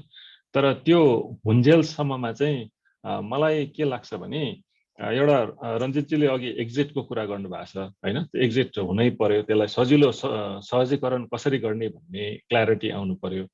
अर्को चाहिँ मलाई लागेको यो एफडिआईको जुन चाहिँ 5 करोडमा लगेको छ त्यो 5 करोडबाट चाहिँ झार्नु पर्यो। जति छिटो चाँडो झार्न सकिन्छ, बरु त्यो झारेर जति भन्छ 50 लाख भन्छ या जे भन्छ 20 लाख भन्छ या कतिको हाराहारीमा होला, त्यो गर्दाखेरि त्यसको लागि के कन्डिसन राख्दा हुन्छ होला या के गर्दा हुन्छ होला, सायद 5 करोड पुराएको पनि केही कारणले नै पुराएको होला। त्यसले चाहिँ धेरै कुरालाई सजिलो बनाउँछ र रञ्जितले भन्नुभएको म दोहोऱ्याउँदिनँ, परिभाषाहरू अरूहरू त म गर्दिनँ। तर अर्को चाहिने चाहिँ मलाई के लाग्छ भने नेपाली कम्पनीले अहिले बाहिर इन्भेस्ट गर्नु पाइँदैन भनेर भनेको छ, बन्देज छ होइन। त्यो किन नगर्ने? यदि नेपालमा पनि एउटा युनिकर्न हुनुपर्छ भन्यो भने त्यो त दिनु पर्यो नि त, नेपाली कम्पनीलाई त बाहिर इन्भेस्ट गर्न दिनु पर्यो, बाहिर अफिस खोल्न दिनु पर्यो। एउटा उदाहरणको लागि एउटा सानो उदाहरणमा पनि जस्तै मैले मेरो कम्पनी, मेरो कन्सल्टिङ कम्पनी, ट्रेनिङ कम्पनी छ, इन्डियाबाट रिक्वेस्ट आइरहेको हुन्छ। मैले यदि इन्डियामा मैले सर्भिस दिनु पर्यो भने मैले इन्डियामा ब्याङ्क अकाउन्ट खोल्न पाइँदैन। त्यो किन नपाउने? यदि म राम्रोसँग गर्न चाहन्छु र त्यहाँनिर कुनै ब्रान्च खोल्छु र के भयो भने त त्यो दिनुपर्ने हो। नत्र भने के भयो भने पहल गर्नु पर्यो, त्यो पोलिसीमा आउनु पर्यो। र त्यसमा यदि हामीले गर्यो भने अहिले मैले त इन्डिया मात्रै कुरा गरेँ, युएसमा र युरोपमा त यति धेरै ट्रान्ज्याक्सनहरू भइरहेछ जुन चाहिँ व्हाइट मनी भएर नेपालमा फर्केको छैन। कतै न कतै केही बसेर साथीहरूको केही चलाएर त्यो भइरहेछ। यदि त्यसलाई पनि यदि हामीले एड्रेस गर्न पायो भने राम्रो हुन्छ जस्तो लाग्छ टु द गभर्मेन्ट। यता टु द चेम्बरमा चाहिँ मलाई के लाग्छ भने जस्तै सबैको एउटै मुखले के आउँछ भने यदि मलाई केही सूचना इन्फर्मेसन चाहेर मैले कता खोज्ने भने कहाँ जाने भन्दाखेरि सायद यो वाणिज्य सङ्घहरूले सायद एउटा विभाग खोल्नुपर्छ कि एउटा डिपार्टमेन्ट खोल्नुपर्छ कि जहाँनिर स्टार्टअपको लागि चाहिने जति पनि इन्फर्मेसनहरू छ सरकारले जबसम्म पहल गर्दैन या तबसम्म आउँदैन। यदि कसैलाई खोज्न छ भने चाहिँ हाम्रोमा आउनुहोस्, we will be able to provide you with all the information भन्ने कुराहरू यदि गर्नु पायो भने हुन्छ। किनभने म पनि जब यो Nepal agri business innovation centre सुरु गरियो, सुरु गर्दाखेरि वर्ल्ड ब्याङ्कको तर्फबाट मैले कन्सल्टिङ गरेको थिएँ। त्यो एउटा इनोभेसन सेन्टर भनेर आयो होइन। त्यो आउँदाखेरि धेरै कुराहरू थाहा पाइयो त्यसमा पनि। जस्तै एग्री प्रडक्ट्सहरूलाई हामीले एक्सपोर्ट गर्दाखेरि बाहिरको डिपार्टमेन्ट स्टोरले हाम्रो प्रडक्टमा लेबल कुनै किसिमको एउटा लेखेको छैन भने त्यो प्रडक्ट एक्सेप्टै गर्दैन रहेछ। त्यसमा एक्सपायर त्यस्तो सानसानो चिजहरू त्यो इन्फर्मेसन चाहिने भनेको त त्यो चेम्बरले दिनु सक्छ कि भन्ने हो। अनि अर्को चाहिँ रञ्जितजीलाई पनि सल्लाह र सरकारलाई पनि आज हामी कुरा गरिरहेको थियौँ, यो इन्कुबेसन सेन्टर भन्ने पुरानो भयो होइन। यो iPhone 3, iPhone 6 भन्ने जस्तो भयो। अब त iPhone 12, iPhone 13 जुन चाहिँ आउँदैछ, हामीले यसलाई इनोभेसन सेन्टर भन्नुपर्छ भन्ने जस्तो चाहिँ मलाई लाग्छ। हजुर, भनेको यहाँले भनेको मैले एउटा सानो कुरा पिक गरेँ। इन्टर कन्ट्री काम कारबाही गर्न सजिलो पार्न पर्यो र बाहिरको जुन हाम्रोमा आउने फन्ड्स छ डिरेक्ट इन्भेस्टमेन्ट, त्यसको चाहिँ 5 करोडको बारलाई अलिक सजिलो सहज खुकुलो बनाइदिनु पर्यो स्टार्टअपलाई फर्स्ट आउनको लागि होइन त। हजुर, अब कार्यक्रमको अर्को सेक्सनमा जाउँ होला। अब हामी केही हाम्रो अडियन्सहरू हुनुहुन्छ, अडियन्सले हामीलाई केही प्रश्न पठाउनु भएको छ र एउटा प्रश्न म पिक गर्दैछु। यो चाहिँ रञ्जितजीको लागि छ। रञ्जितजी, हाम्रो एकजना अडियन्सले सोध्नु भएको छ, how do you make your business scalable?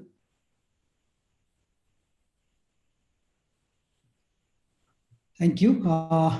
Basically business scalable हुनको लागि त definitely idea needs to be strong, idea needs to be validated होइन। भ्यालिडेसनको हामी कहाँ समस्या देखिरहेको भनेको हाम्रो स्टार्टअपहरूले आफ्नो आइडियालाई भ्यालिडेट गर्ने जुन पिरियड हुन्छ, त्यो टाइम पिरियड हुन्छ, त्यो टाइम पिरियडमा चाहिँ धेरै हतार गर्नुहुन्छ उहाँहरूलाई लाग्छ कि मतलब मेरो आइडिया 50 जनाले मन पराए, 50 जनाले किनिसके, 100 जनाले किनिसके, 3 महिनादेखि म बिक्री गरिरहेको छु, अब त यो चल्यो होइन।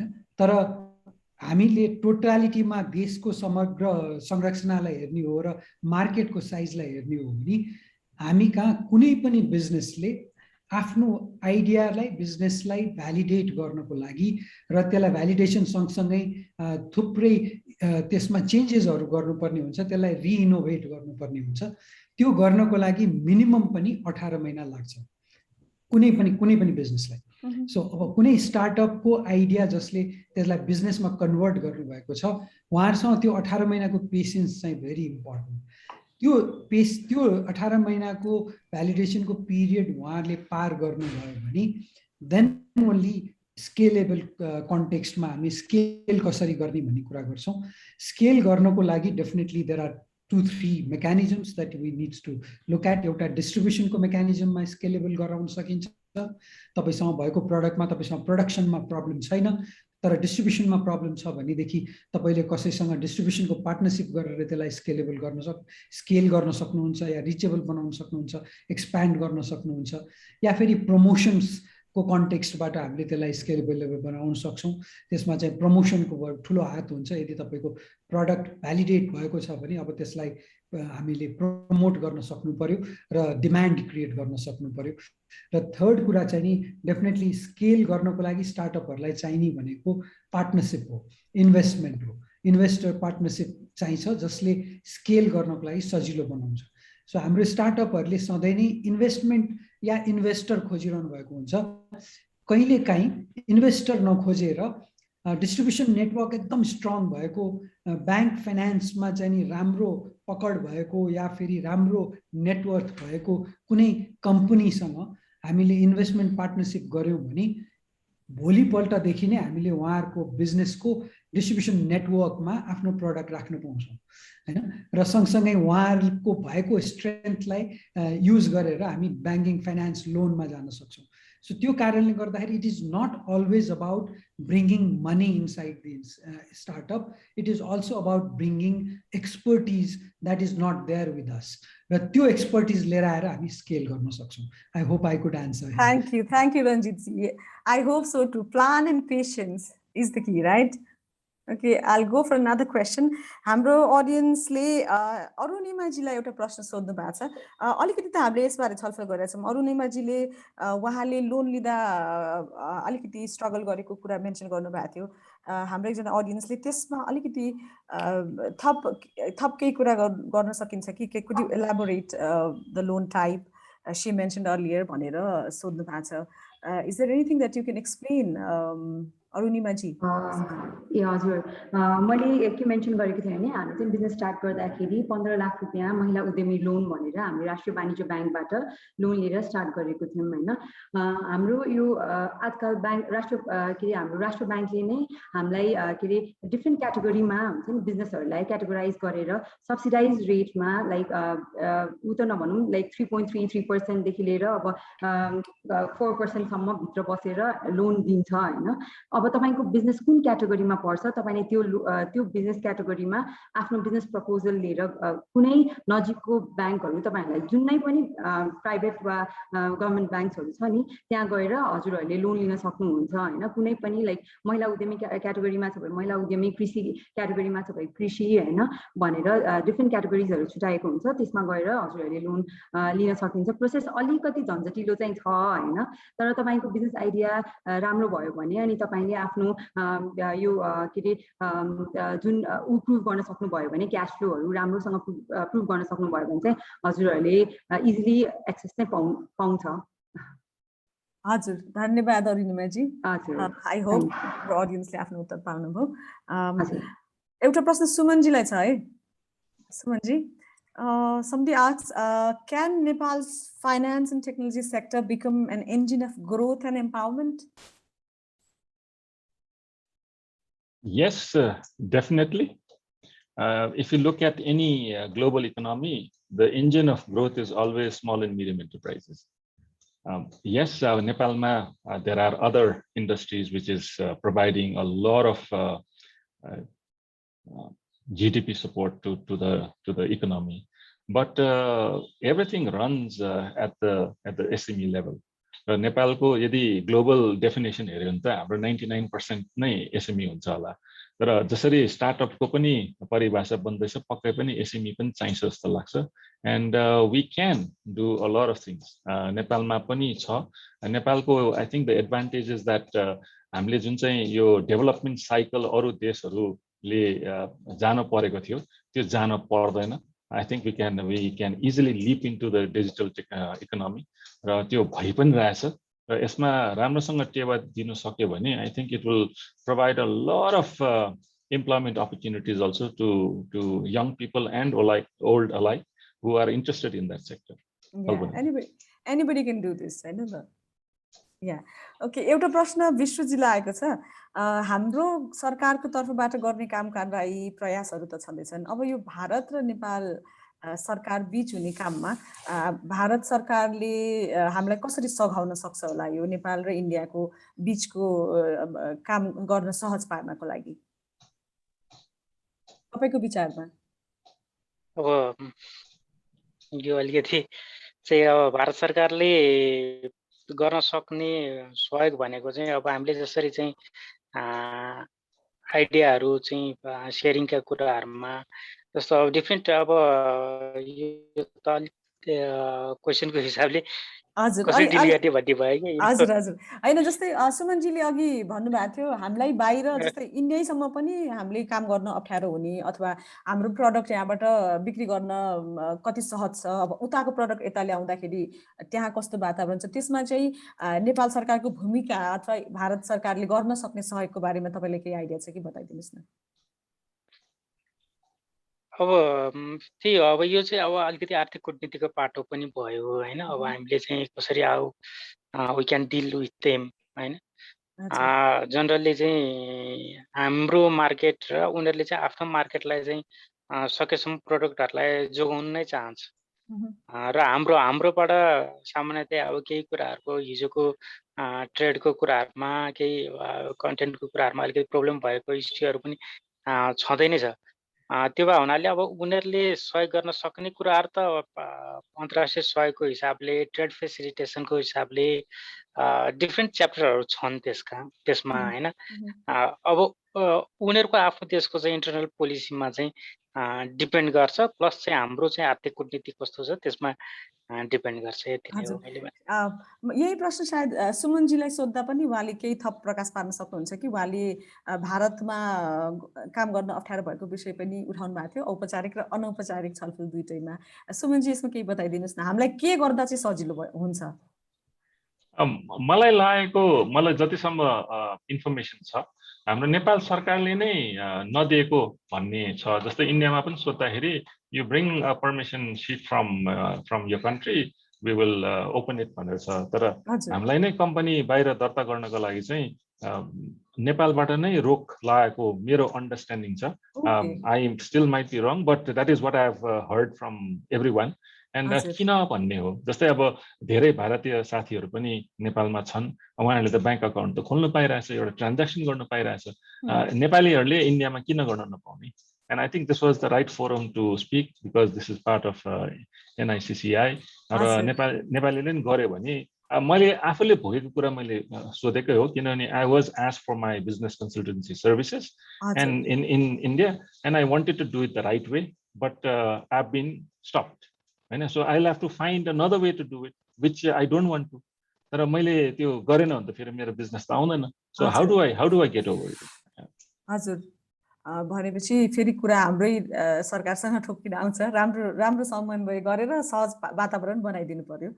त्यसमा आई थिङ्क त्यसमा नि एउटा के स्ट्यागरिङ पहिलाको जस्तो ब्ल्याङ्केट नो नभनिकन केही कुराहरूलाई अघि विश्वजीले भन्नुभएको जस्तै सर्टन कन्डिसन्सहरू होला, सर्टन केहरू होला, तर सिम्पल थिङ्सहरू जहाँनिर हामी नेपालसम्म कम्पिट गर्नै सक्दैनौँ सर्टन धेरै कुराहरूमा, त्यसमा नेपाल इन्डियालाई डर लाग्छ भन्ने त मलाई लाग्दैन। I think I can very loudly say in this forum but if there are certain services that Nepalis can provide in India, why not? I think there are bigger companies in Nepal which are trying to do business in India, and they are also facing similar problems, bigger problems, which I think Nikki is aware of.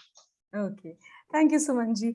अब एउटा अडियन्सको तर्फबाट अन्तिम प्रश्न लिन्छु म। Amun जीलाई यो प्रश्न आएको बताउँदै I'll share the question. What are the major sectors in which Nepali startups can flourish भनेर सोध्नु भएको छ हाम्रो एकजना दर्शकले। अमुन जी, प्रश्न तपाईँको अनुरोध थियो। So what is the question again? What are the major sectors in which Nepali startups can flourish? So I think going forward, something, Nepalma जुन big industrialistहरूले distribution control गरेर राखेको छ last 30-40 years सम्म, and that's why startups could not compete with big giants. यो कुरा चाहिँ नि digital day and age मा relevant छैन. So distribution भनेको अहिले हाम्रो D2C भन्छ, direct to consumer. So एउटा वेबसाइटबाट एपबाट सिधै कस्टमरको घरसम्म पुग्छ. So you no longer require that mafia ecosystem that we had, you know.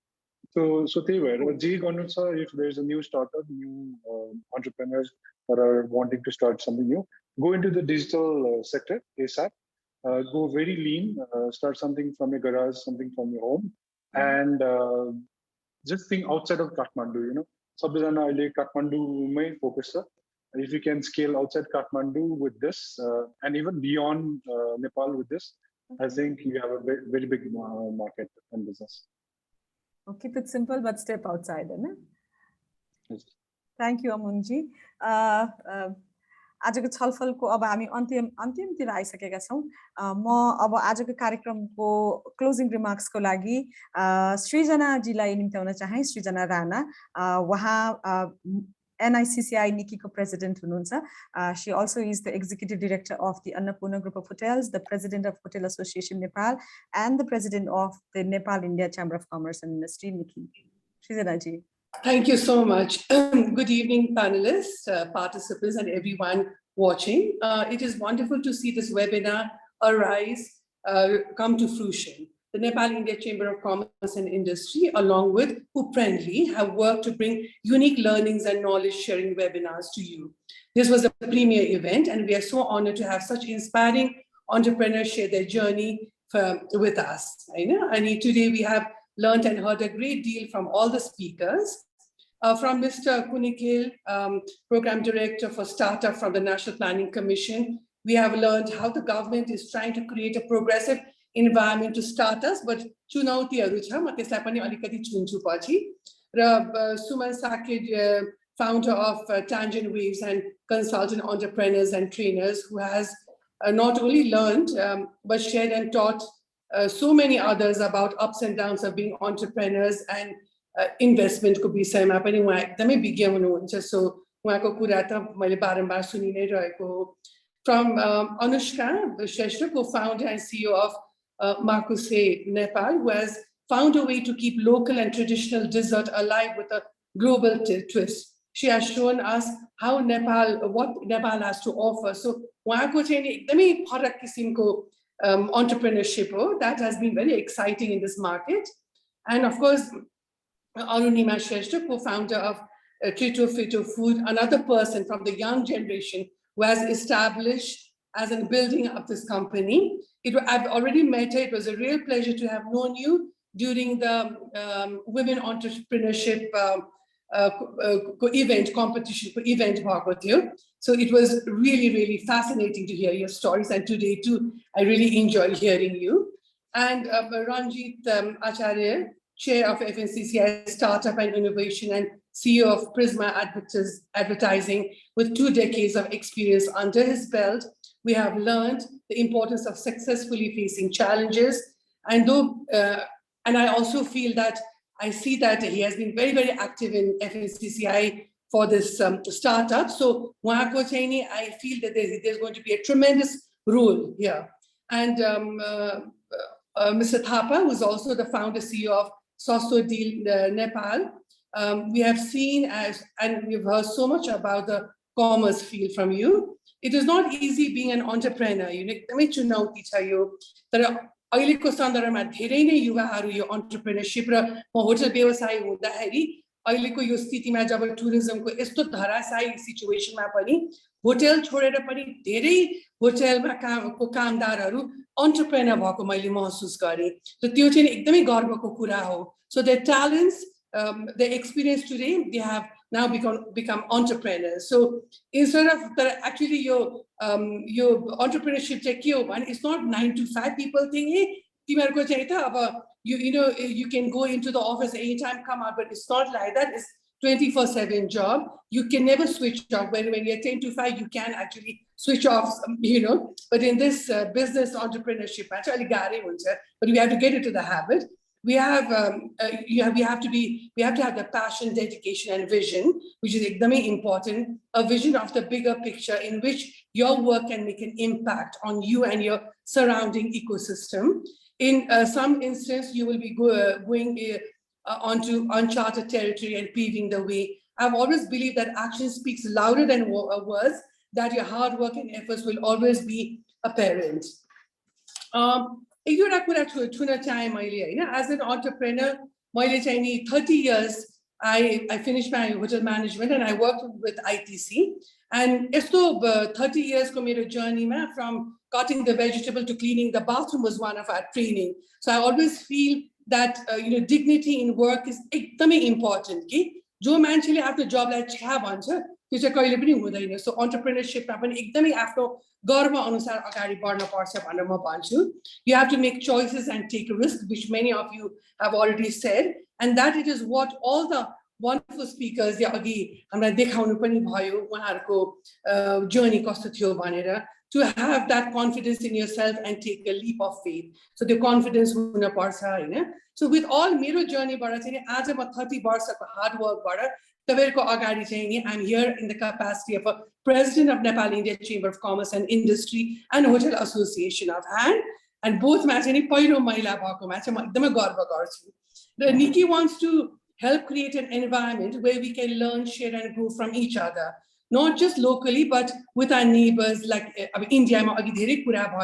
Your question, maybe हाम्रो सुनिलजी र मैले अलिकति छुन पाउँछु कि यो अघिको क्वेशनमा यो इन्भेस्टमेन्ट कुरामा र सुमनजीले पनि भन्नु भयो. I think Ranjit also mention के छ भने हाम्रो आफ्नैमा धेरै कमी कमजोरीहरू छ. एउटा त हाम्रो काम गराइमै हाम्रो यही प्रब्लम छ.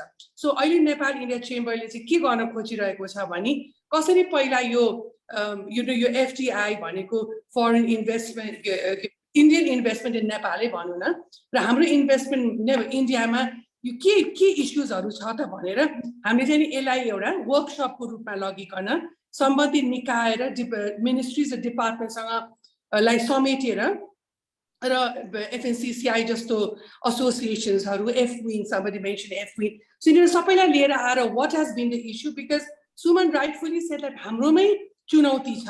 सो हामीले उनीहरुलाई दोष दिने अगाडि पहिला हामीले आफ्नो होमवर्क गरेर हाम्रो चुनौतीहरु के छ भनेर चाहिँ नि त्यो मुद्दा हामीले हाम्रो सम्बन्धित निकाय मिनिस्ट्री र डिपार्टमेन्टमा लगेर हामी रेडी भइसकेपछि अनि दोस्रो चरणमा चाहिँ नि नेपाल र इन्डियाको एउटा इन्भेस्टमेन्ट समिट गराइकन एउटा राम्रो वातावरण बनाइकन र उनीहरुलाई पनि आश्वासन दिन सक्नु पर्यो कि उनीहरुले हामीलाई हाम्रोमा उनीहरुलाई पनि अलिकति चुनौती छ भन्ने कुरा धेरै आयो. एउटा पहिला बुकलेट बनाएको पनि हो र त्यसमा चाहिँ नि त्यतिको फ्रेन्डली छैन कि investment policies in Nepal. Likewise हामीलाई पनि प्रब्लम छ. सो त्यसलाई चाहिँ एक्चुअली विश्लेषण र वर्कशप गरिकन कसरी एउटा वातावरण ल्याउन सकिन्छ भन्ने हामीले गर्नु चाहिँ अत्यन्त जरुरी लाग्यो.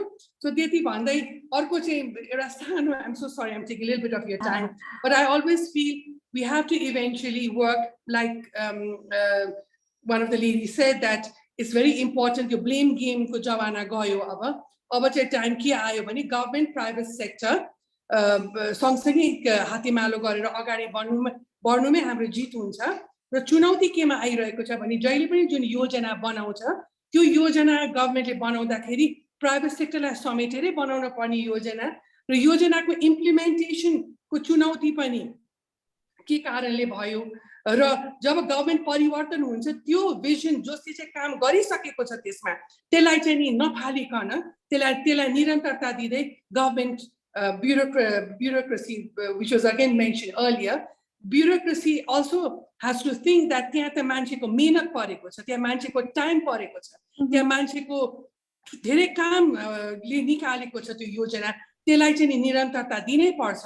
र यो पनि अब हाम्रो अर्गनाइजेसनहरु त्यही हो, एकजना 2 वर्ष पर्छ, somebody else will take over, but if the system is in place then you have no problem, हैन. र इन्फर्मेसन डिसेमिनेसन एकदमै कमजोरी छ हाम्रो गभर्नमेन्टमा, यसले पनि धेरै प्रब्लम गरिरहेको छ. र अन्तमा चाहिँ नि एनालिसिस कि यो सबै कामहरु जुन योजना छ त्यो इम्प्लिमेन्टेसन भयो भएन त्यो सबैलाई गएर बेला बेलामा त्यसलाई एनालाइज किन भएन, के त्यसको के राम्रो भयो के राम्रो नभयो भनेर एनालाइज गर्न एकदमै जरुरी र के त्यसमा सुधार के ल्याउन पर्छ भन्ने त्यसको कन्क्लुजन ल्याउन पनि जरुरी देखि. र त्यसको साथसाथै हाम्रो आजको एन्टरप्रेन्योर्सहरुलाई मैले के पनि भन्न चाहे, especially the young ones, the senior ones are of course very experienced, but for the young ones I would like to say that training, upscaling, and updating. These are three things that you have to always keep in mind, that, it's not learning is never over. We keep learning, we keep updating, upskilling. So these are something I'm sure you will keep that up, because the work is never over, learning is never over. That's what I wanted to say. I just wanted to thank all the speakers, and especially our moderator. You've done a fantastic job, Kalpana, and also the people who work behind the scene tirelessly, Luna, Mona, Api, and for your time and your input in making this webinar a success.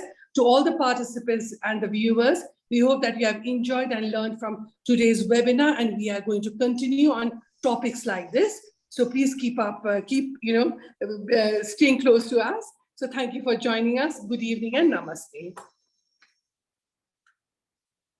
Thank you, Srijanaji, for your closing remarks. यहाँको closing remarks मा हाम्रो audience को तर्फबाट आएको एउटा प्रश्नको उत्तर पनि आयो।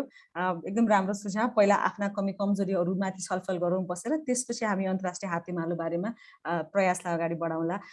Thank you. I hope the session went really well. हाम्रो audience लाई कति कुरा informative and interesting भयो होला। And thank you to the panelists, thank you to the organizers. Thank you so much for your time and patience. Thank you for all your gyan gunka kuraharu. We'll see you next month again with a different topic. Thank you so much. Namaste. Bye bye.